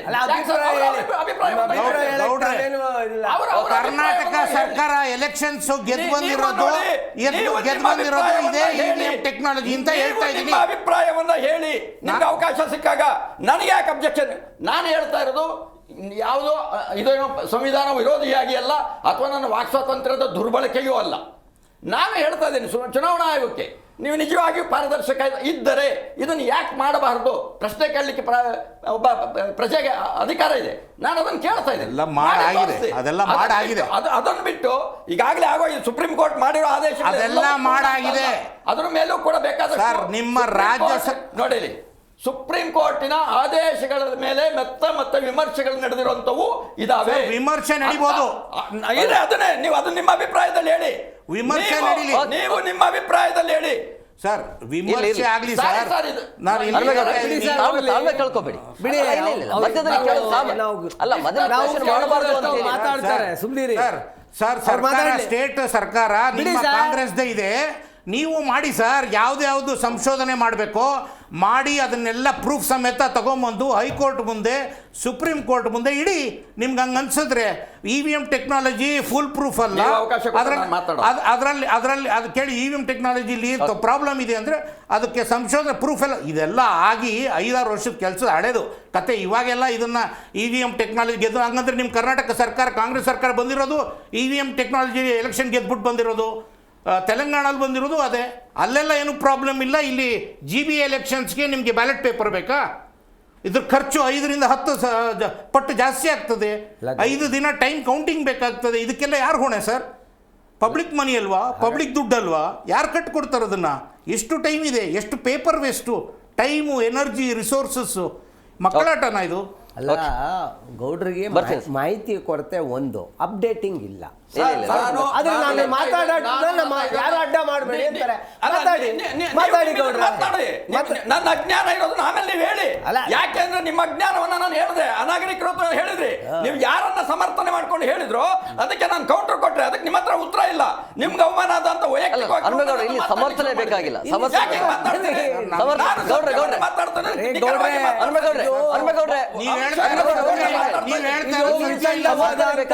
ಲಾಭ ನಷ್ಟ ಮತ್ತೆ ಅನುಕೂಲ ಅನಾನುಕೂಲ ಅದರ ಬಗ್ಗೆ ಸಮರ್ಥನೆ ಆಗ್ಬೇಕು.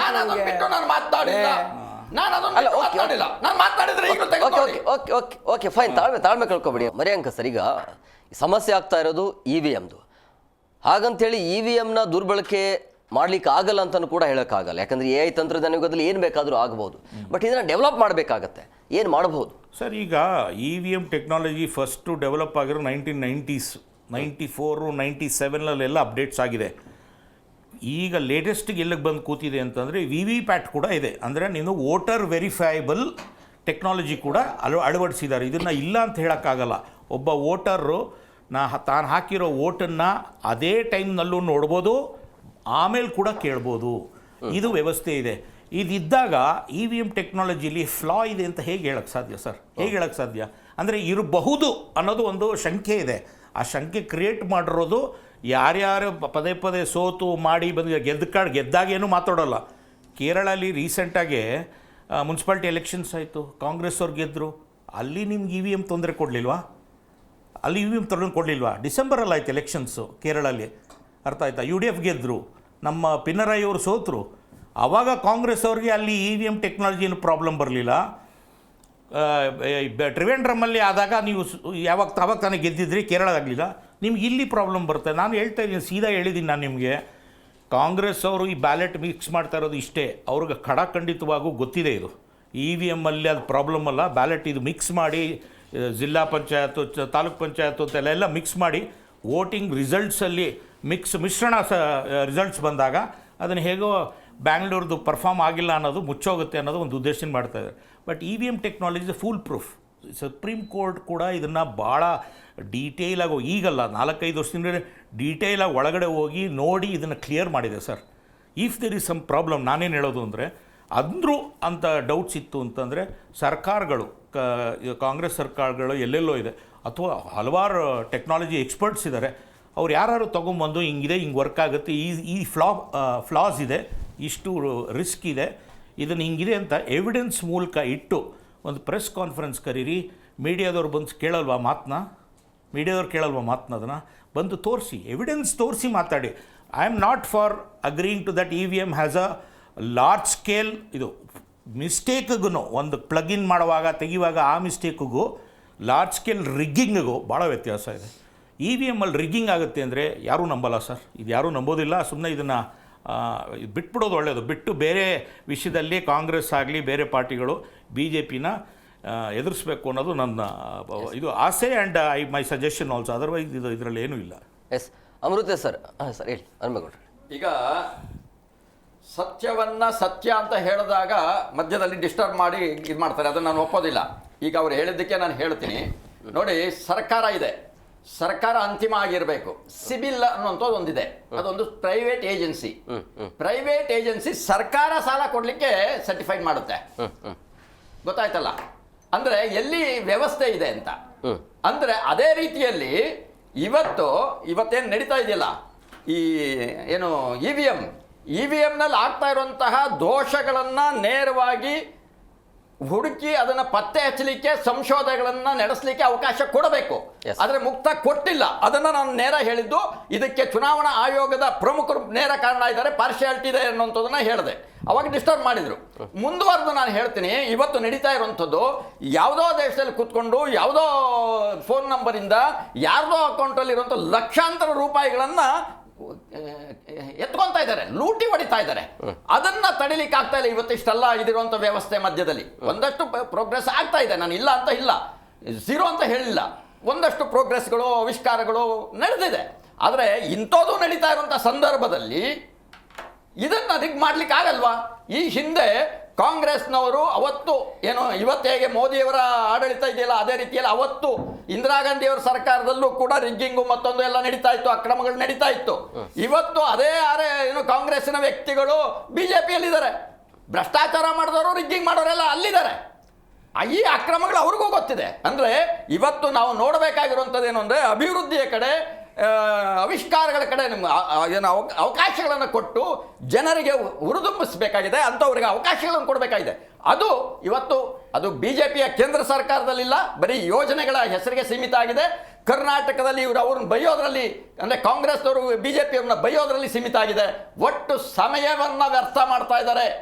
ಅದಕ್ಕೆ ನಾನು ಆಗಲೇ ಹೇಳಿದ್ದು, ಪ್ರಜಾತಂತ್ರ ವ್ಯವಸ್ಥೆಯನ್ನ ಕೊಲ್ಲುವಂತಹ ಒಂದು ವ್ಯವಸ್ಥಿತ ತಂತ್ರಗಾರಿಕೆ ಅದು ಮಾಡ್ತಾ ಇರುವಂಥದ್ದು.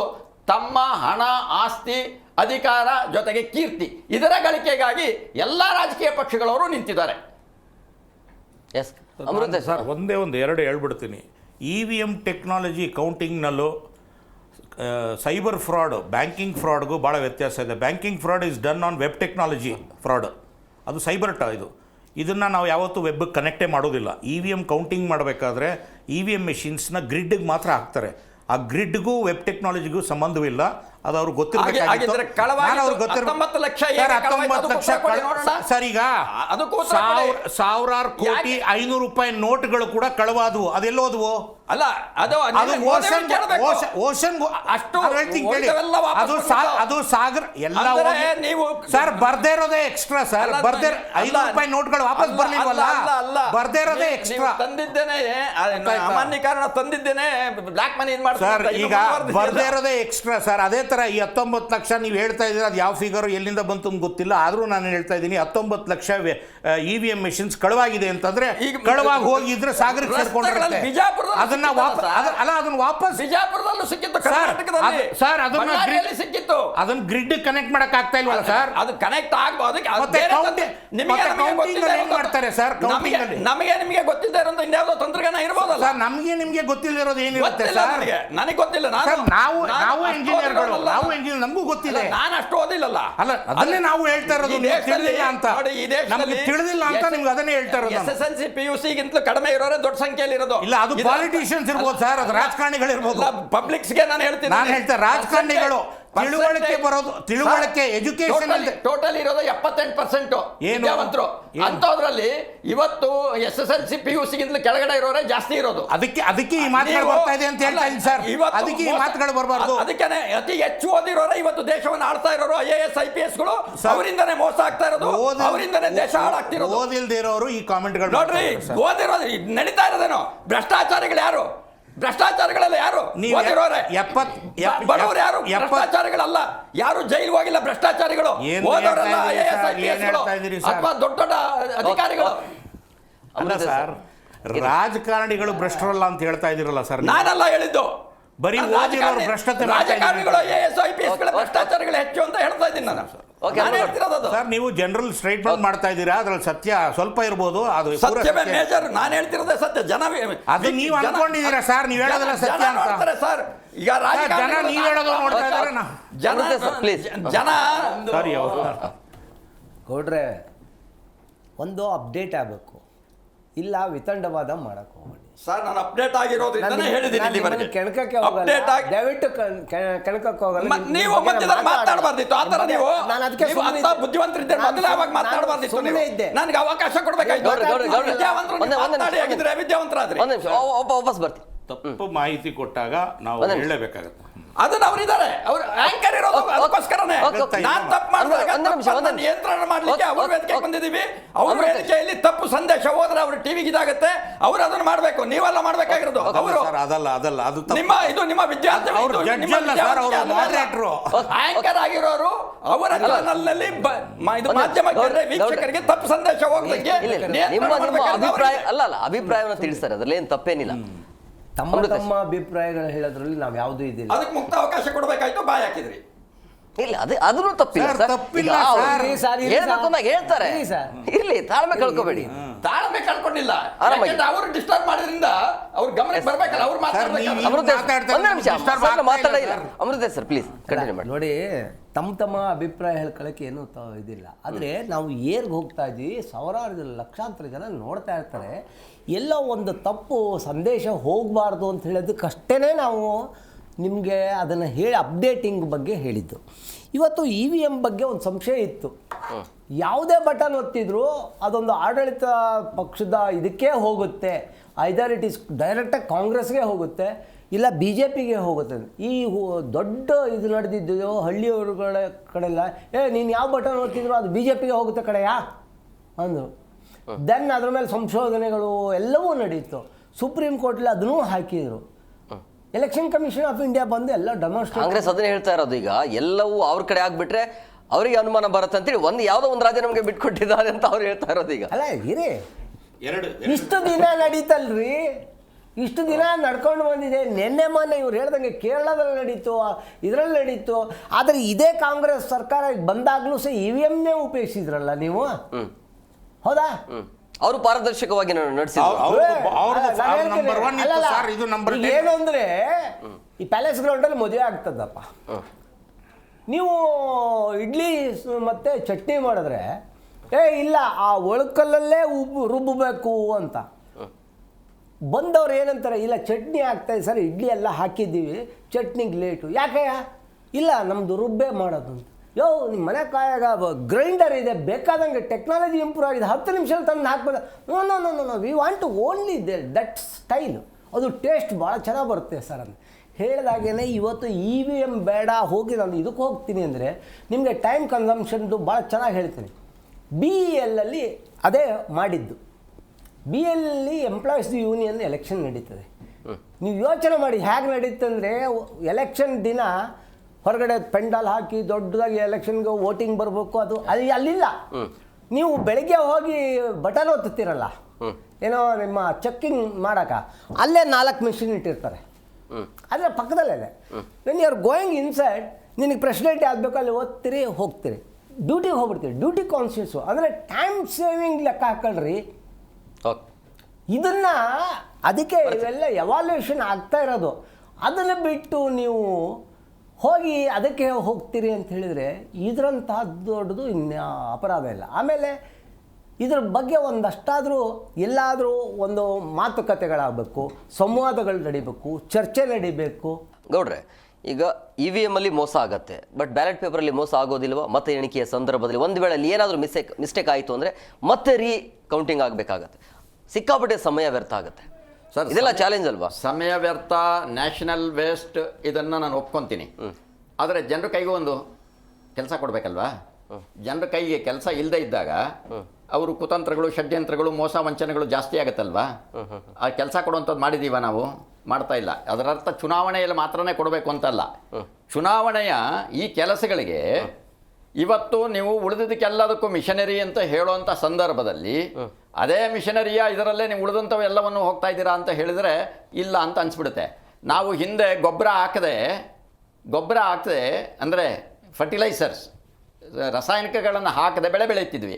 ಈಗ ಬೆಳೆದ್ರೆ ದೇಶದ ಜನತೆಗೆ ಆಹಾರ ಕೊಡಲಿಕ್ಕೆ ಆಗುತ್ತಾ? ಆಗೋದಿಲ್ಲ. ಕಾಲಕ್ಕೆ ತಕ್ಕಂತೆ ಬದಲಾವಣೆ ಆಗಬೇಕು. ಇದರ ಅರ್ಥ ಏನು ಖಾರ ರುಬ್ಲಿಕ್ಕೆ ನಾವು ಗ್ರೈಂಡರೇ ಬೇಕು ಅಂತಲ್ಲ. ಇದರ ಅರ್ಥ ಮ್ಯಾನ್ ಪವರ್ ಇದ್ದಾಗ ಒಂದು ಸ್ವಲ್ಪ ಮಾಡಿಸಿ, ಜನರಿಗೂ ಅರ್ಥವಾಗಲಿ.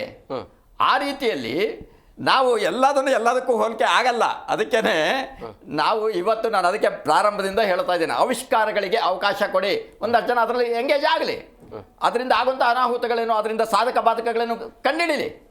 ಆದರೆ ಇವರು ಯಾರು ಕಾಂಗ್ರೆಸ್ನವರು ಅವ್ರು ಗೆದ್ದಾಗ ಸುಮ್ಮನೆ ಇರ್ತಾರೆ, ಆದರೆ ಸೋತಾಗ EVMನ ದೂರ್ತಾರೆ. ಆಯ್ತಪ್ಪ, ನೀವು ಸೋಲ್ತಿರಲ್ಲ, ಅಲ್ಲಿಂದನೇ ಆವಿಷ್ಕಾರವನ್ನು ಮಾಡಿಸಿ ಇದ್ರ ಮುಂದೆ ಇಡ್ಬೋದಲ್ಲ, ಇಡ್ಲಿಕ್ಕೆ ಸೋಲಿನ ಭೀತಿಯಿಂದ ಪಾರಾಗೋದಕ್ಕೆ ಹಿಂಗ್ ಮಾಡ್ತಿರೋದ ಅಥವಾ ಇಲ್ಲ? ಇದು ಪಾರದರ್ಶಕವಾಗಿ ಚುನಾವಣೆ ಇಲ್ಲ, ಎರಡೂ ಇಲ್ಲ.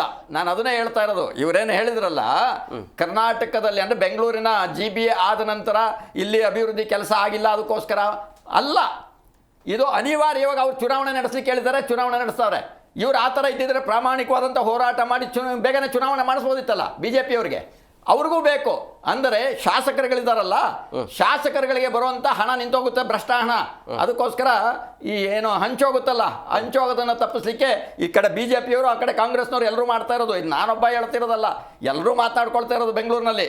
ಅಂದರೆ ಯಾರು ಒಂದು ಸ್ವಲ್ಪ ರಾಜಕೀಯ ಚೇಲಾಗಳ ಥರ ಇದ್ದಾರೆ, ಅವರೆಲ್ಲರೂ ನಮಗೆ ಸಿಗುವಂಥ ಅವಕಾಶಗಳನ್ನು ಅವರೊಬ್ಬರೇ ತಿಂತಾ ಇದ್ದಾರೆ ಅಂತ ಮಾತನಾಡ್ತಾ ಇದ್ದಾರೆ. ಇದು ಅಭಿವೃದ್ಧಿಯ ಕೆಲಸನೂ ಅಲ್ಲ, ಅಥವಾ ಮುಂದೂಡುವಂಥ ಕೆಲಸನೂ ಅಲ್ಲ. ಪ್ರಾಮಾಣಿಕತೆ ಇದ್ದರೆ BJPಯವರು ಚುನಾವಣೆಯನ್ನು ನಡೆಸಲಿಕ್ಕೆ ಬೇಕಾದಂಥ ಆಗ್ರಹಪೂರ್ವಕವಾದಂಥ ಇದನ್ನು ಕಾಲಕ್ಕೆ ಮಾಡಿಸ್ಬೋದಿತ್ತು. ಅವ್ರ ಸರ್ಕಾರದಲ್ಲೂ ಮಾಡಿಲ್ಲ, ಇವ್ರ ಸರ್ಕಾರದಲ್ಲೂ ಮಾಡಿಲ್ಲ. ಇದರಲ್ಲಿ ಟೋಟಲಿ ಹೇಳಬೇಕು ಅಂತ ಹೇಳಿದರೆ, ಈ BJP ಅಥವಾ ಕಾಂಗ್ರೆಸ್ ಇವರು ಚುನಾವಣೆಯನ್ನು ಅವರವರದೇ ದಾರಿನಲ್ಲಿ ಅವರವರು ಗೆಲ್ಲುವಂಥದ್ದು ಕುತಂತ್ರಗಳನ್ನು ಇದ್ದಾರೆ. ಕಾಂಗ್ರೆಸ್ನವ್ರು ಅವ್ರ ಕಾಲದಲ್ಲಿ ಅದನ್ನು ಮಾಡ್ತಿದ್ರು, ಏನೋ ಒಂದು ಹೊಸ ಇದನ್ನು ನೋಡಿ ಇದನ್ನು ಗೆಲ್ಲೋಣ ಅಂತ ಬಂದರು. ಆದರೆ ಇದನ್ನು ತಗೊಂಡು ಅವ್ರು ಇನ್ನೂ ಕುತಂತ್ರ ಬುದ್ಧಿಯನ್ನು ಕಲ್ತ್ಬಿಟ್ಟಿದ್ದಾರೆ. ಅದಕ್ಕೆ ಎಲ್ಲೆಲ್ಲಿ ಹೇಗೆ ಬಳಸ್ಕೋಬೋದು, ಚುನಾವಣಾ ಆಯೋಗವನ್ನೇ ಬಳಸ್ಕೊತಾ ಇದ್ದಾರೆ. ಇದೆಲ್ಲ ಸಾಕಷ್ಟು ನಡೀತಾ ಇದೆ. ಇಂಥ ಸಂದರ್ಭದಲ್ಲಿ ಬ್ಯಾಲೆಟ್ ವರ್ಸಸ್ EVM ಅನ್ನೋದಕ್ಕಿಂತಲೂ ನಾನು ನೇರ ಹೇಳಬೇಕಾಗಿರೋದು, ಜನತೆಯಲ್ಲಿ ಪ್ರಾಮಾಣಿಕತೆ ಬೇಕು. ಬರುವ ಅಧಿಕಾರಿಗಳು ಪ್ರಾಮಾಣಿಕತೆಗೆ ಅಥವಾ ಜನಸೇವೆಗೆ ಮುಂದೆ ಬರಬೇಕು. ಅದು ಎರಡೂ ಇಲ್ಲದೆ ಇರೋದ ಕಾರಣದಿಂದಾಗಿ ಇವರು ಈ ಬೀದಿ ನಾಟಕವನ್ನು ಮಾಡ್ತಾ ಇದ್ದಾರೆ. ಎಸ್ ಮರ್ಯಾಂಕ ಸರ್, ಈಗ ಮುಂದಿನ 10 ವರ್ಷಕ್ಕೆ ಯಾವ ರೀತಿಯಾಗಿ ತಂತ್ರಜ್ಞಾನ ಬೇಕಾಗುತ್ತೆ? ಅಂದರೆ ಬ್ಯಾಲೆಟ್ ಪೇಪರೇ ಇರಬೇಕಾ ಅಥವಾ ಬ್ಯಾಲೆಟ್ ಪೇಪರ್ ಬದಲಾಗಿ EVM ಅಲ್ಲಿ ಏನಾದರೂ ತಂತ್ರಜ್ಞಾನದಲ್ಲಿ ಏನೋ ಡೆವಲಪ್ ಮಾಡಬೇಕಾ, ಹೇಗೆ? ಅಂದರೆ ಈ ಬ್ಯಾಲೆಟ್ ಪೇಪರ್ ನಂಬಬಹುದಾ ಅಂತೇಳಿ, ಮುಂದಿನ ಭವಿಷ್ಯ ಏನಾಗಬಹುದು ಅಂತೇಳಿ ಇದನ್ನೇ ಕಂಟಿನ್ಯೂ ಮಾಡೋದು. ನನ್ನ ಭವಿಷ್ಯ ಹೇಗಿರಬೇಕು ಅನ್ನೋದು ನಾನು ಹೇಳ್ತೀನಿ. ಹೇಗಿರುತ್ತೆ ಅಂತ ಹೇಳೋದು ಕಷ್ಟ ಇದೆ, ಯಾಕೆಂದರೆ ಇದೆಲ್ಲ ಪೊಲಿಟಿಕಲ್ ವಿಲ್. ಸರ್ ಹೇಳಿದಾಗೆ, ಹನುಮೇಗೌಡರು ಹೇಳಿದಾಗೆ ಪೊಲಿಟಿಕಲ್ ವಿಲ್ ಬೇಕು ಇದಕ್ಕೆ. ಒಂದು ಡೆಮೋಕ್ರಸಿಲಿ ಇದು ಪೊಲಿಟಿಕಲ್ ವಿಲ್ ಬೇಕು. ಹೇಗೆ ಐಡಿಯಲ್ ಆಗಿರಬೇಕು ಅಂತಂದರೆ, we are a secret ballot system. ಇಂಡಿಯಲ್ಲಿ ಡೆಮೋಕ್ರಸಿ ಇರೋದು ಸೀಕ್ರೆಟ್ ಬ್ಯಾಲೆಟ್ ಸಿಸ್ಟಮ್. ನಾನು ಕೇಳೋದು, ಸೀಕ್ರೆಟ್ ಯಾಕಿರಬೇಕು? ಕಾರಣ ಏನು ಸರ್? ನಾನು ಕಾಂಗ್ರೆಸ್ಗಾರು ಓಟ್ ಹಾಕ್ತೀನಿ, BJPಗಾರು ಓಟ್ ಹಾಕ್ತೀನಿ, JDSಗಾರು ಹಾಕ್ತೀನಿ. Why should it be secret sir? That means ಗುಪ್ತ ಮತದಾನ ಅಂತ ಹೇಳೋದೇ ಅದೇ. ಅದಕ್ಕೆ ಕಾರಣ ಇರಬೇಕಲ್ಲ, ಅದಕ್ಕೆ ಫಂಡಮೆಂಟಲ್ ಇರಬೇಕು. ಟಾರ್ಗೆಟ್ ಟಾರ್ಗೆಟ್ ನಾನು ಕೇಳ್ತಾರೋ that is a law and order, that is a safety issue, that is a security issue. You handle it differently.